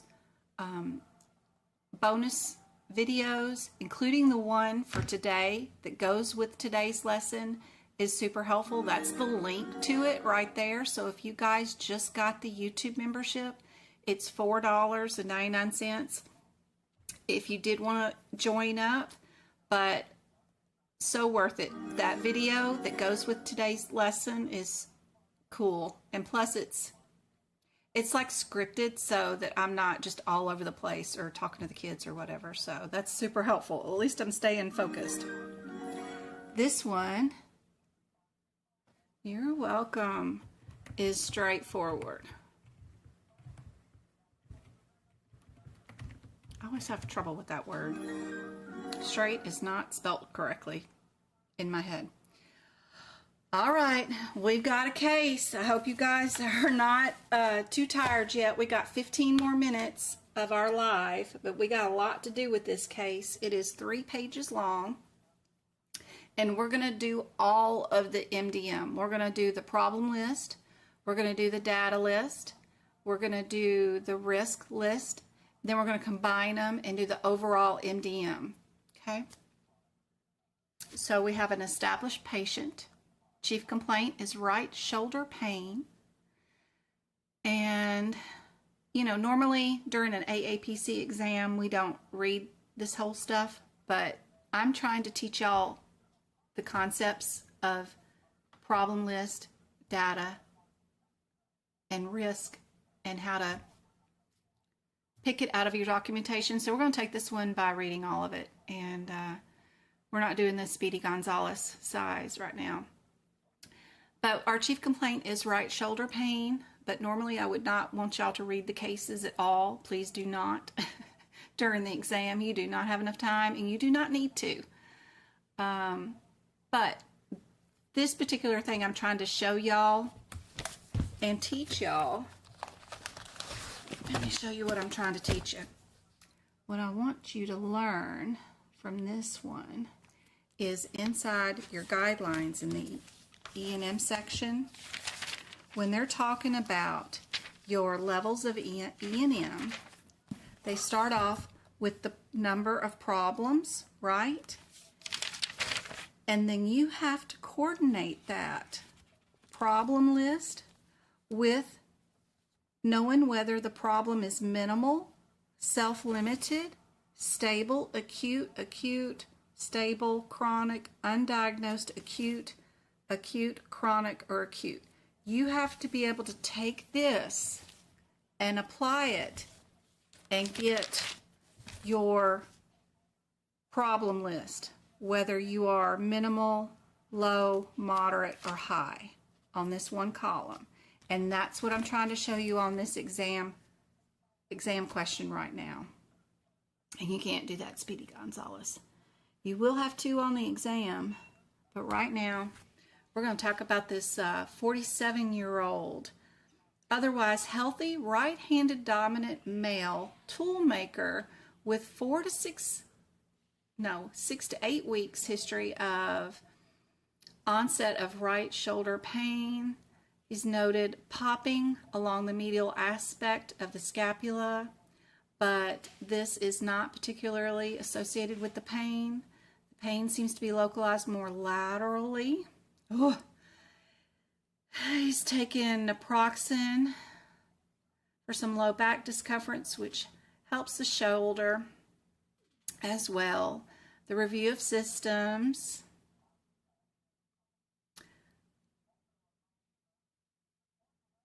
MS is positive for joint pain, muscle tenderness and weakness. Past history, naproxen is allergic to penicillin, prior surgery on the low back in 1994. Social history, smokes and drinks socially. Physical exam, the shoulder is non-swollen, no deformity, no muscle atrophy.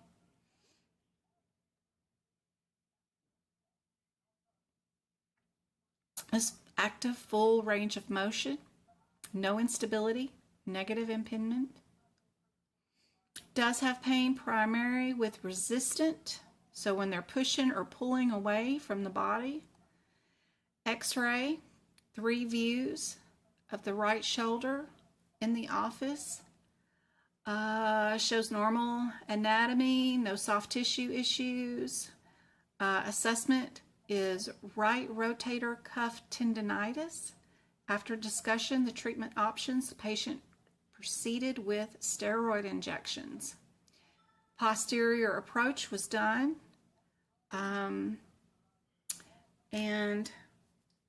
he will be going to physical therapy, starting rotator cuff exercises, and will return in 3 to 4 weeks.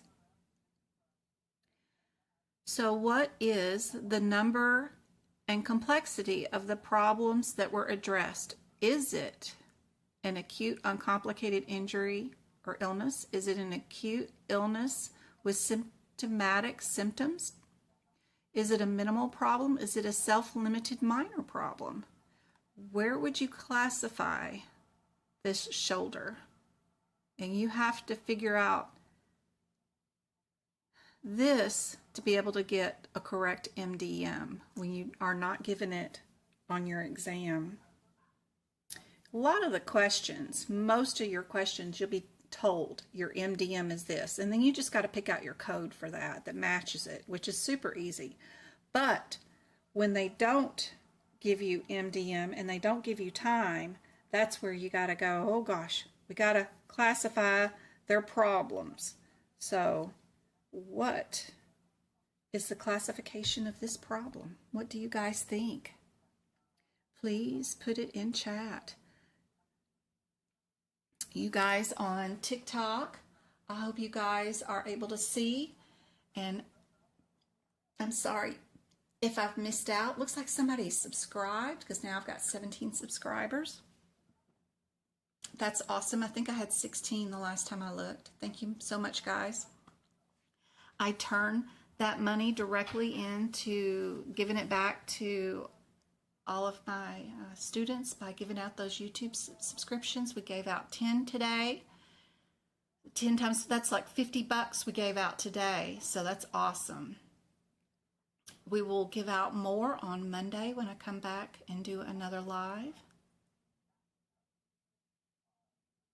I am going to set up something on my website announcing the one-on-one availability.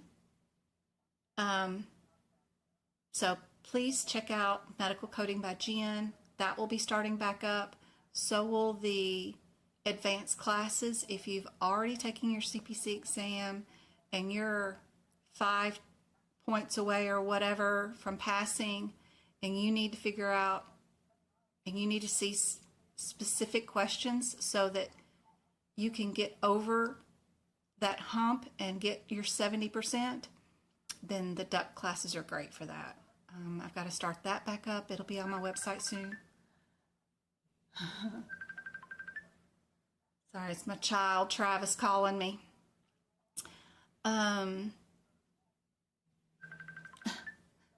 Hold on. If I decline, it's because I'm teaching a class, baby. I'm teaching a class. I'll call you later. Bye. Bye.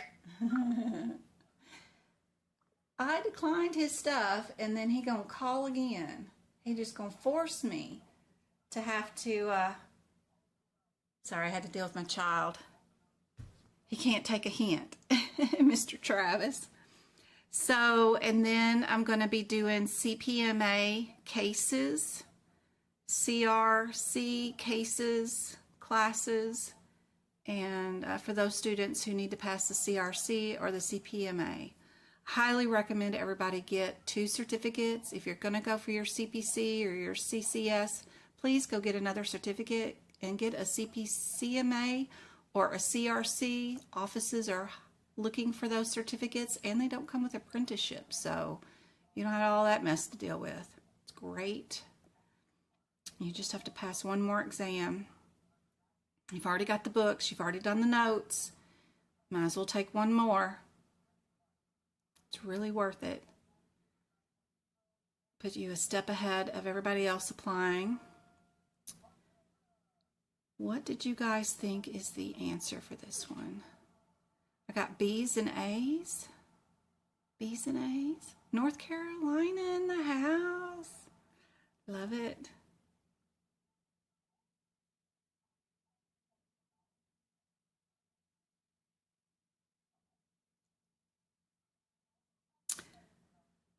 Acute uncomplicated illness or injury is this one.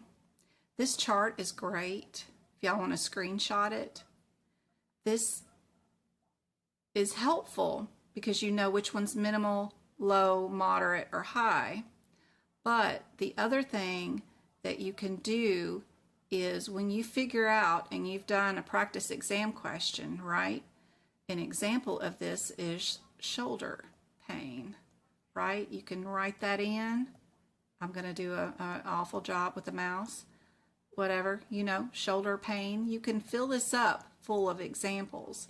What's minimal? What's an acute uncomplicated injury? That is your shoulder pain. You can fill this out and put examples down beside every single one of these, which is super helpful. That's what I do in my notes, in my y'all see all my notes I've got everywhere. I do the notes not only at the CPT code level. I have, you know, examples of chemo, renal failure, all that stuff there at the individual code level, but I also have it at this lovely chart, right? We've got the same things here, stable hypertension, physical therapy, OT, tibia fracture, shoulder UTI, that's all under low. I've got them all marked. I'll do it here, I'll do it there multiple times. Remember, the more times you see it, the more times you write it, the more the concepts become familiar. Super helpful. So this one is an acute uncomplicated illness or injury. We classify that part. Our problem list is low, right? Got to remember that. What is our data for this patient? You guys remember, did we have any outside records? We shot some x-rays. The x-rays will be officially read by the radiologist.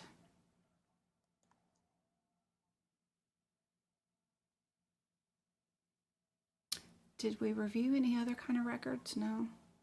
There's nothing else from anybody else. We did not have an independent historian. His mama didn't come in and tell us all his history or anything. But we have this. What does this do for data? Anything? Do we have no data? Do we have a lot of data? What do we have?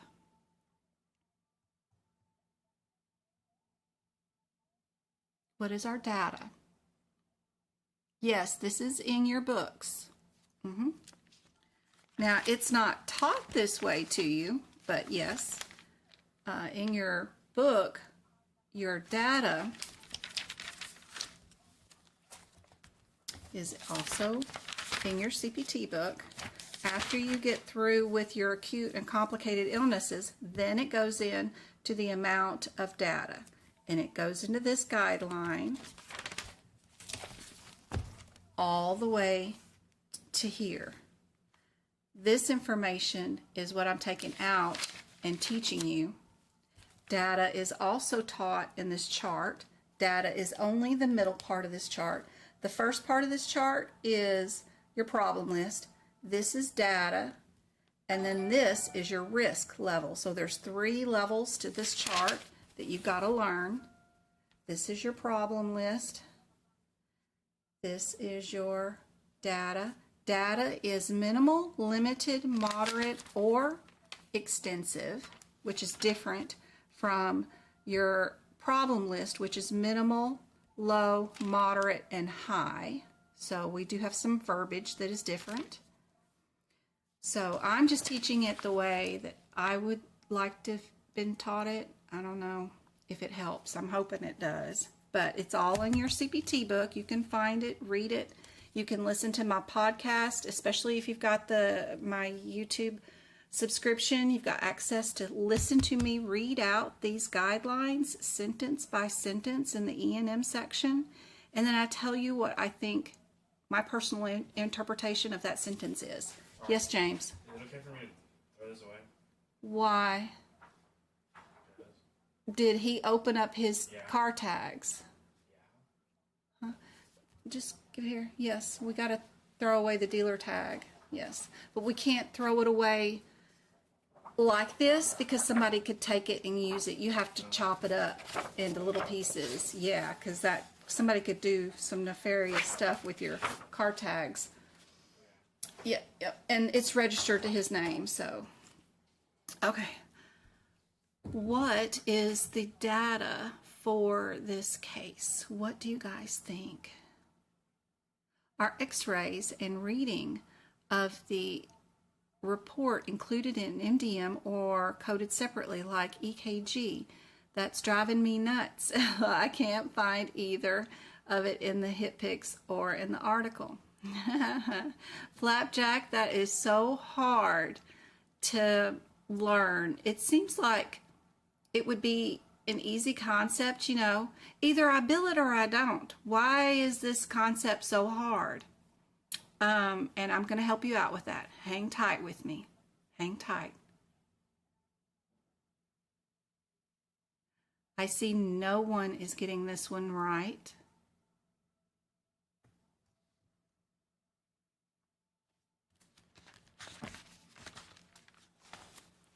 So, data.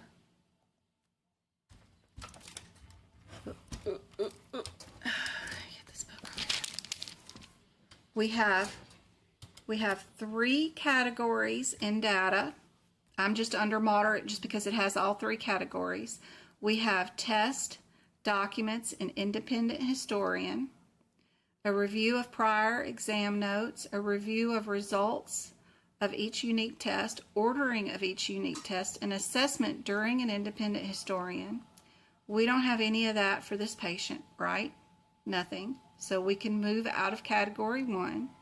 Category 2 is independent interpretation of test. An independent interpretation of a test performed by another physician or qualified healthcare professional. What did we do today?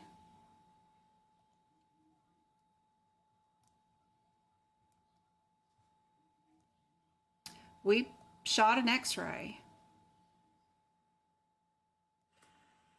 Are we going to bill for an x-ray? No way. Y'all gave me all the bracelets over here on TikTok. Y'all are so sweet. Thank you so much. You guys are awesome. You guys are awesome. And if the view, you can't see it, I am live on YouTube. Y'all can switch over there, and the replay of this will be on YouTube. Okay, so sorry for this example.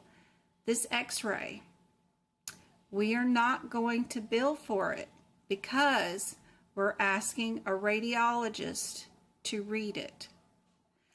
Because we are not billing it, it goes to data. If we were billing it and we were reading it and we were doing the interpretation in writing and billing for the code, then we do not add it to data and part of MDM. So if you see the CPT code with the E&M code, it is not included in data because you're already getting paid by the CPT code, right? This particular example means that we are not billing for it. That means we are now a category 2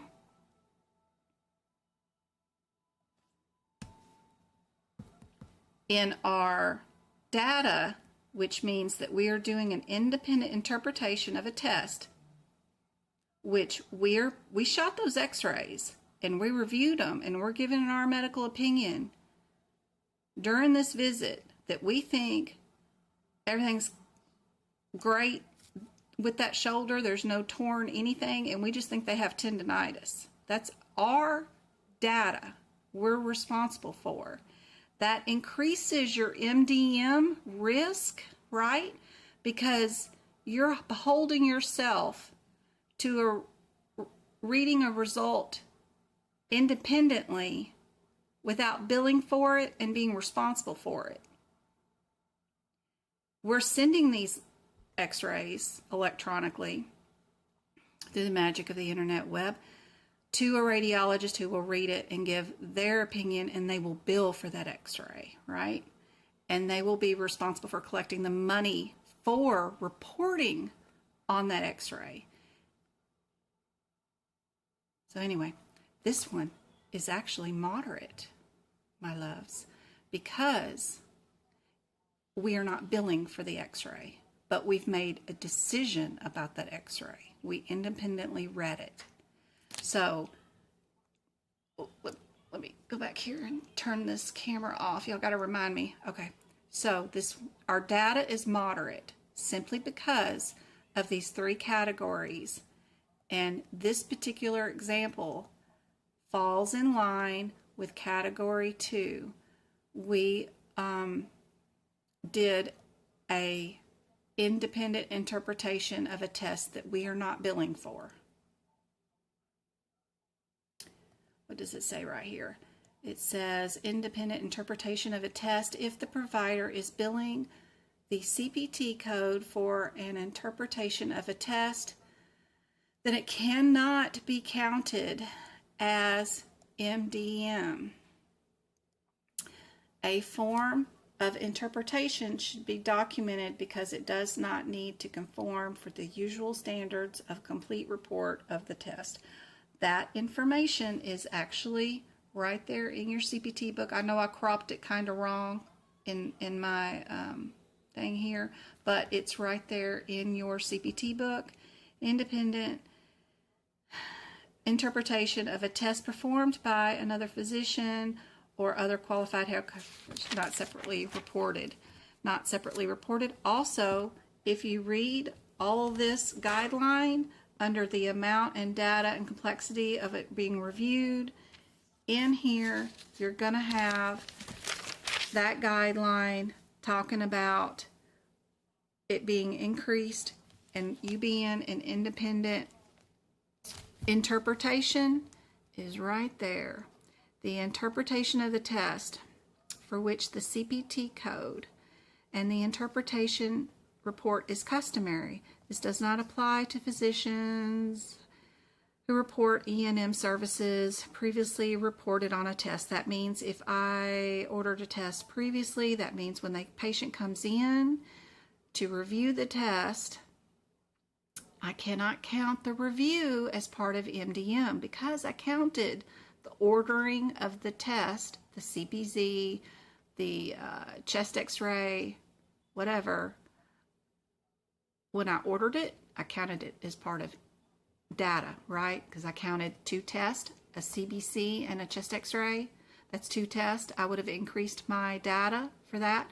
When they come in to review those test results, I cannot count them as MDM when I review them.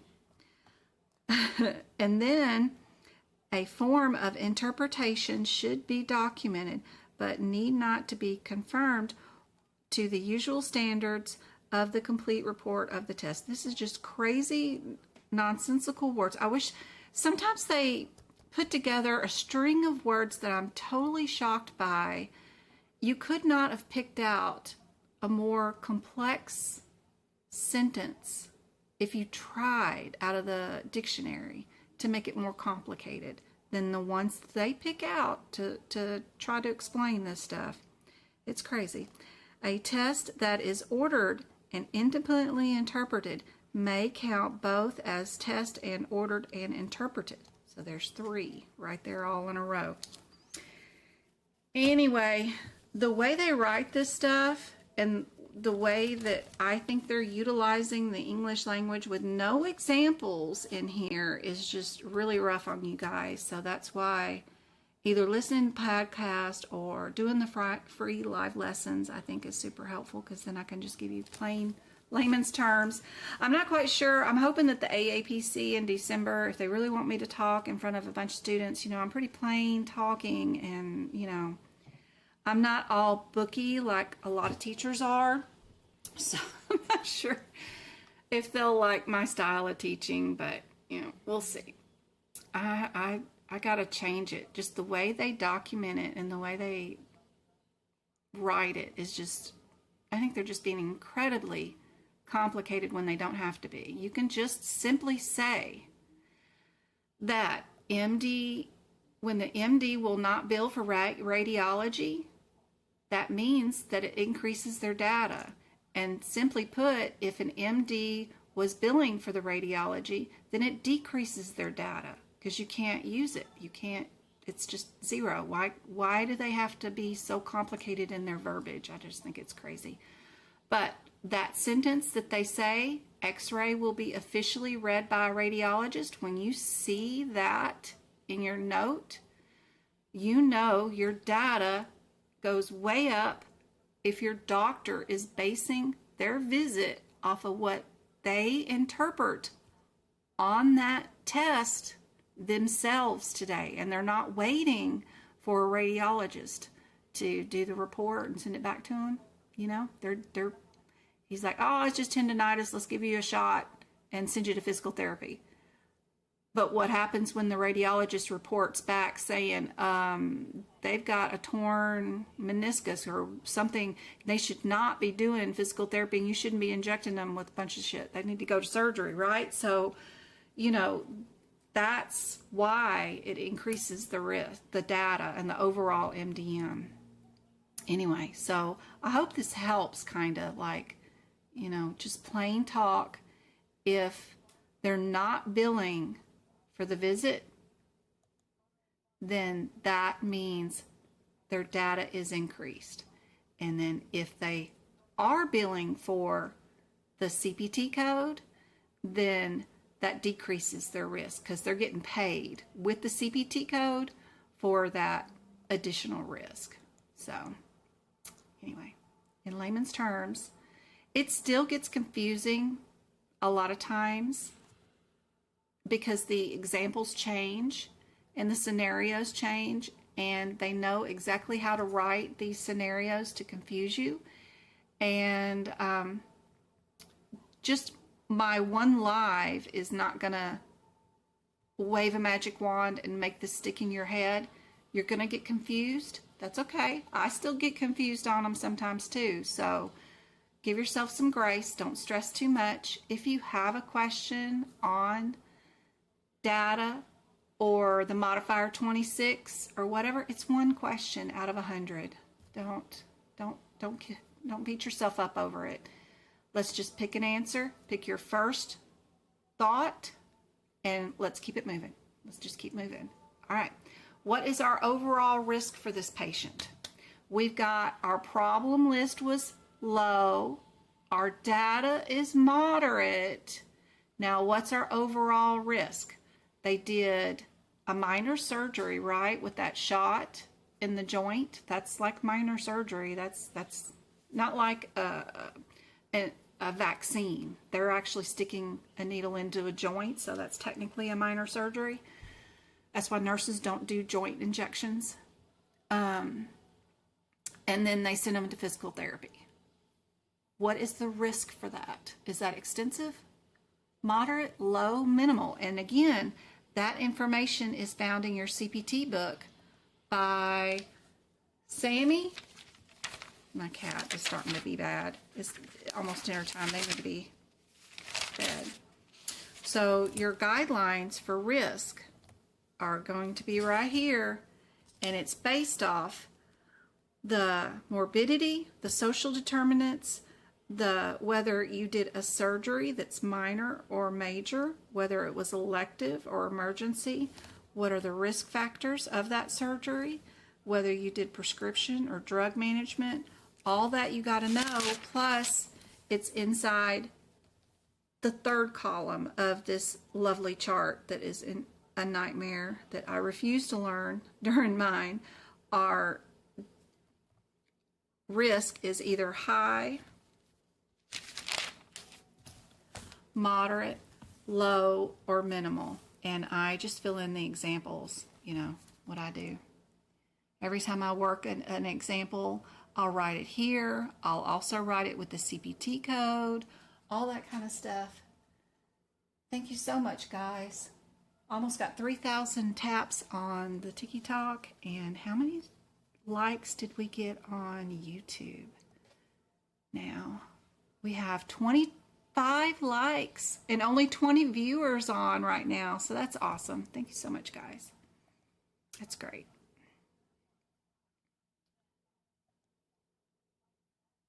So let me bring back up my Word document. We're almost done.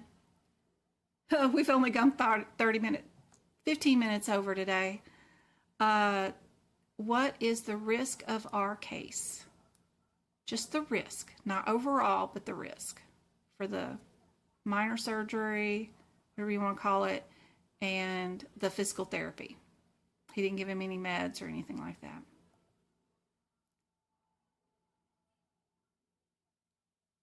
Going to bed, Sam. Sorry. Overall risk is low. So if our risk is low, our problem list is low, and our data is moderate, what is our overall MDM? Last questions. This one and one more. 2 of the 3 elements overall have to match. Would we bill high, low, moderate, or minimal? I hope this information was super helpful. I will get better at this as the days go on. We will have another live on Monday. Please look out for my emails whether we're going to have any duck classes this Sunday, if I can manage this, if I'm going to have one-on-one available tomorrow. Y'all will be getting emails and the process on how to set that up. Our next free live lesson will be on the 15th. Then we're going to do the 17th and the 19th. So I hope this is super helpful. Please comment on the videos. Let me know what y'all wanted to see. I asked so much yesterday on Facebook, Discord, YouTube.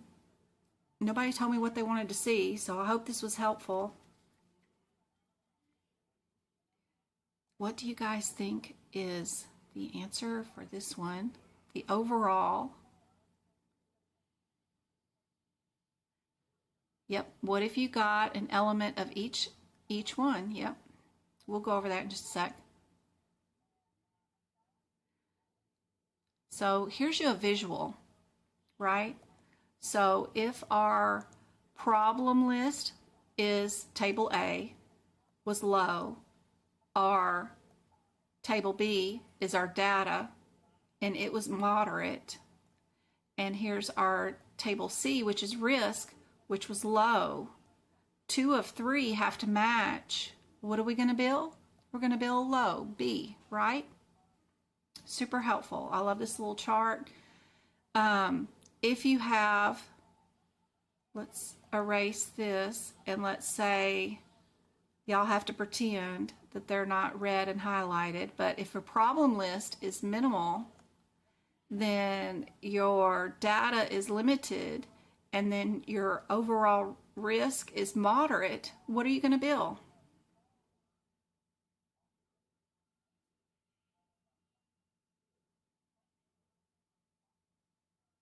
Anybody know? So if your problem list is minimal, your data is limited, and then your risk is moderate. Got 1 minimal, 1 limited, and 1 moderate. What are you going to bill?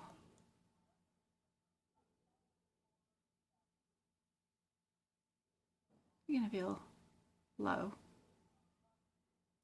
because inside that moderate is also a low and also a minimal. Moderates have these in them anyway. Super helpful. Which CPT code set is used for this office visit?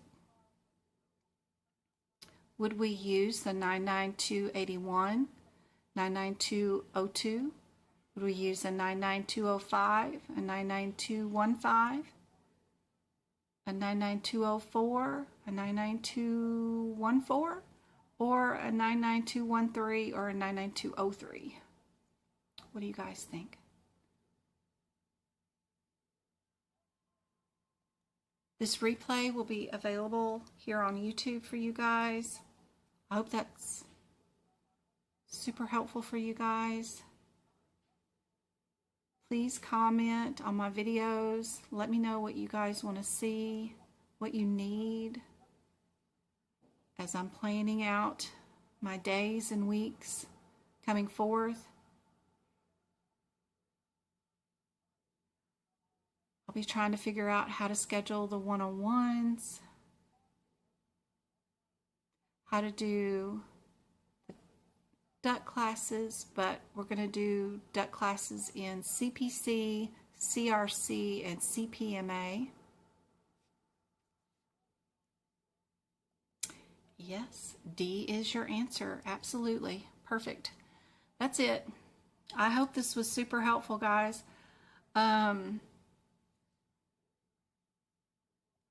Did I get, that's just a little long for some reason. There we go. D is your answer. Yes, yes, yes. I hope this was helpful. I love you guys. I've missed you guys. I'm so glad you're back. And don't forget that now we've got a ton of practice exam questions, not only on Pocket Prep, but on my website too. So if you ever wanted to do even more bonus questions. We got plenty on there. Let's see. What have we got here showing up? We got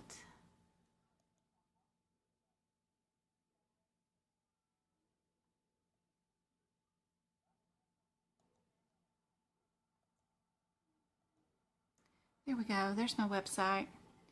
So here on my website, don't forget to go to the social media link page right there. This is how you join the Discord free study group. It's that join now button right there. I will add in my times and when I'm going live right here on the bottom of this page. Right now I still have it on, I'm on summer vacation, but I'll change that today. Don't forget about the resources tab. This is where the CPT book prep page is at. It's 8 pictures. Click on them and it'll tell you exactly what to do, how to make your notes for your anatomy also, and what to do for your ICD-10 book. Everything that I talked to you about today, and what to underline, what to circle, how to fix your out-of-code sequences, all that stuff. There's even CPT book prep videos. The digestive system is right there, completely free for you guys to watch, code by code prep. Don't forget to go to the FAQs. Super helpful information. Tells you about Discord, what is Discord, how to use it, how to log on to it, how to create an account, what the screenshots look like, where the different rooms are at. I get many questions. What is this? How do I do it? All the info's right here for you guys. There's even a video for you to watch on Discord. My best stuff is right here. Where is the best list of free resources? Super cool information right here. This has my free book prep. It has my YouTube and Discord free study group, but it also has CMS has free classes and certifications that you can do. You can click on this link right here and you can add those to your resume. They're free certifications that you actually get. Take you like 20 minutes and you just answer a few questions and then you have a new certification. My job, in fact, makes me used to get these certifications annually. To get a scholarship from AAPC, the application is right here. You can fill it out monthly. And another tip is to get to know who your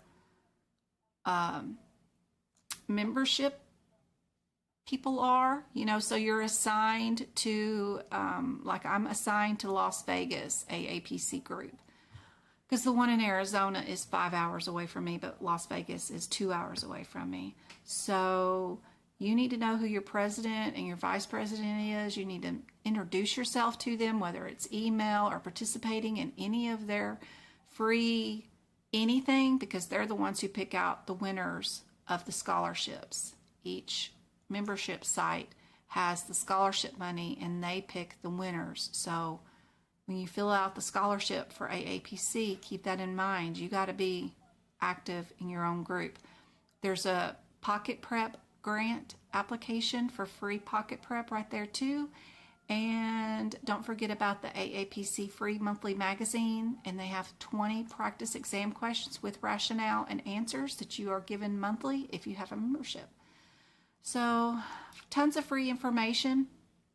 Also, the blog is completely free, and I have job resources in here. How do you find a job? Where do you find a job? Who's hiring?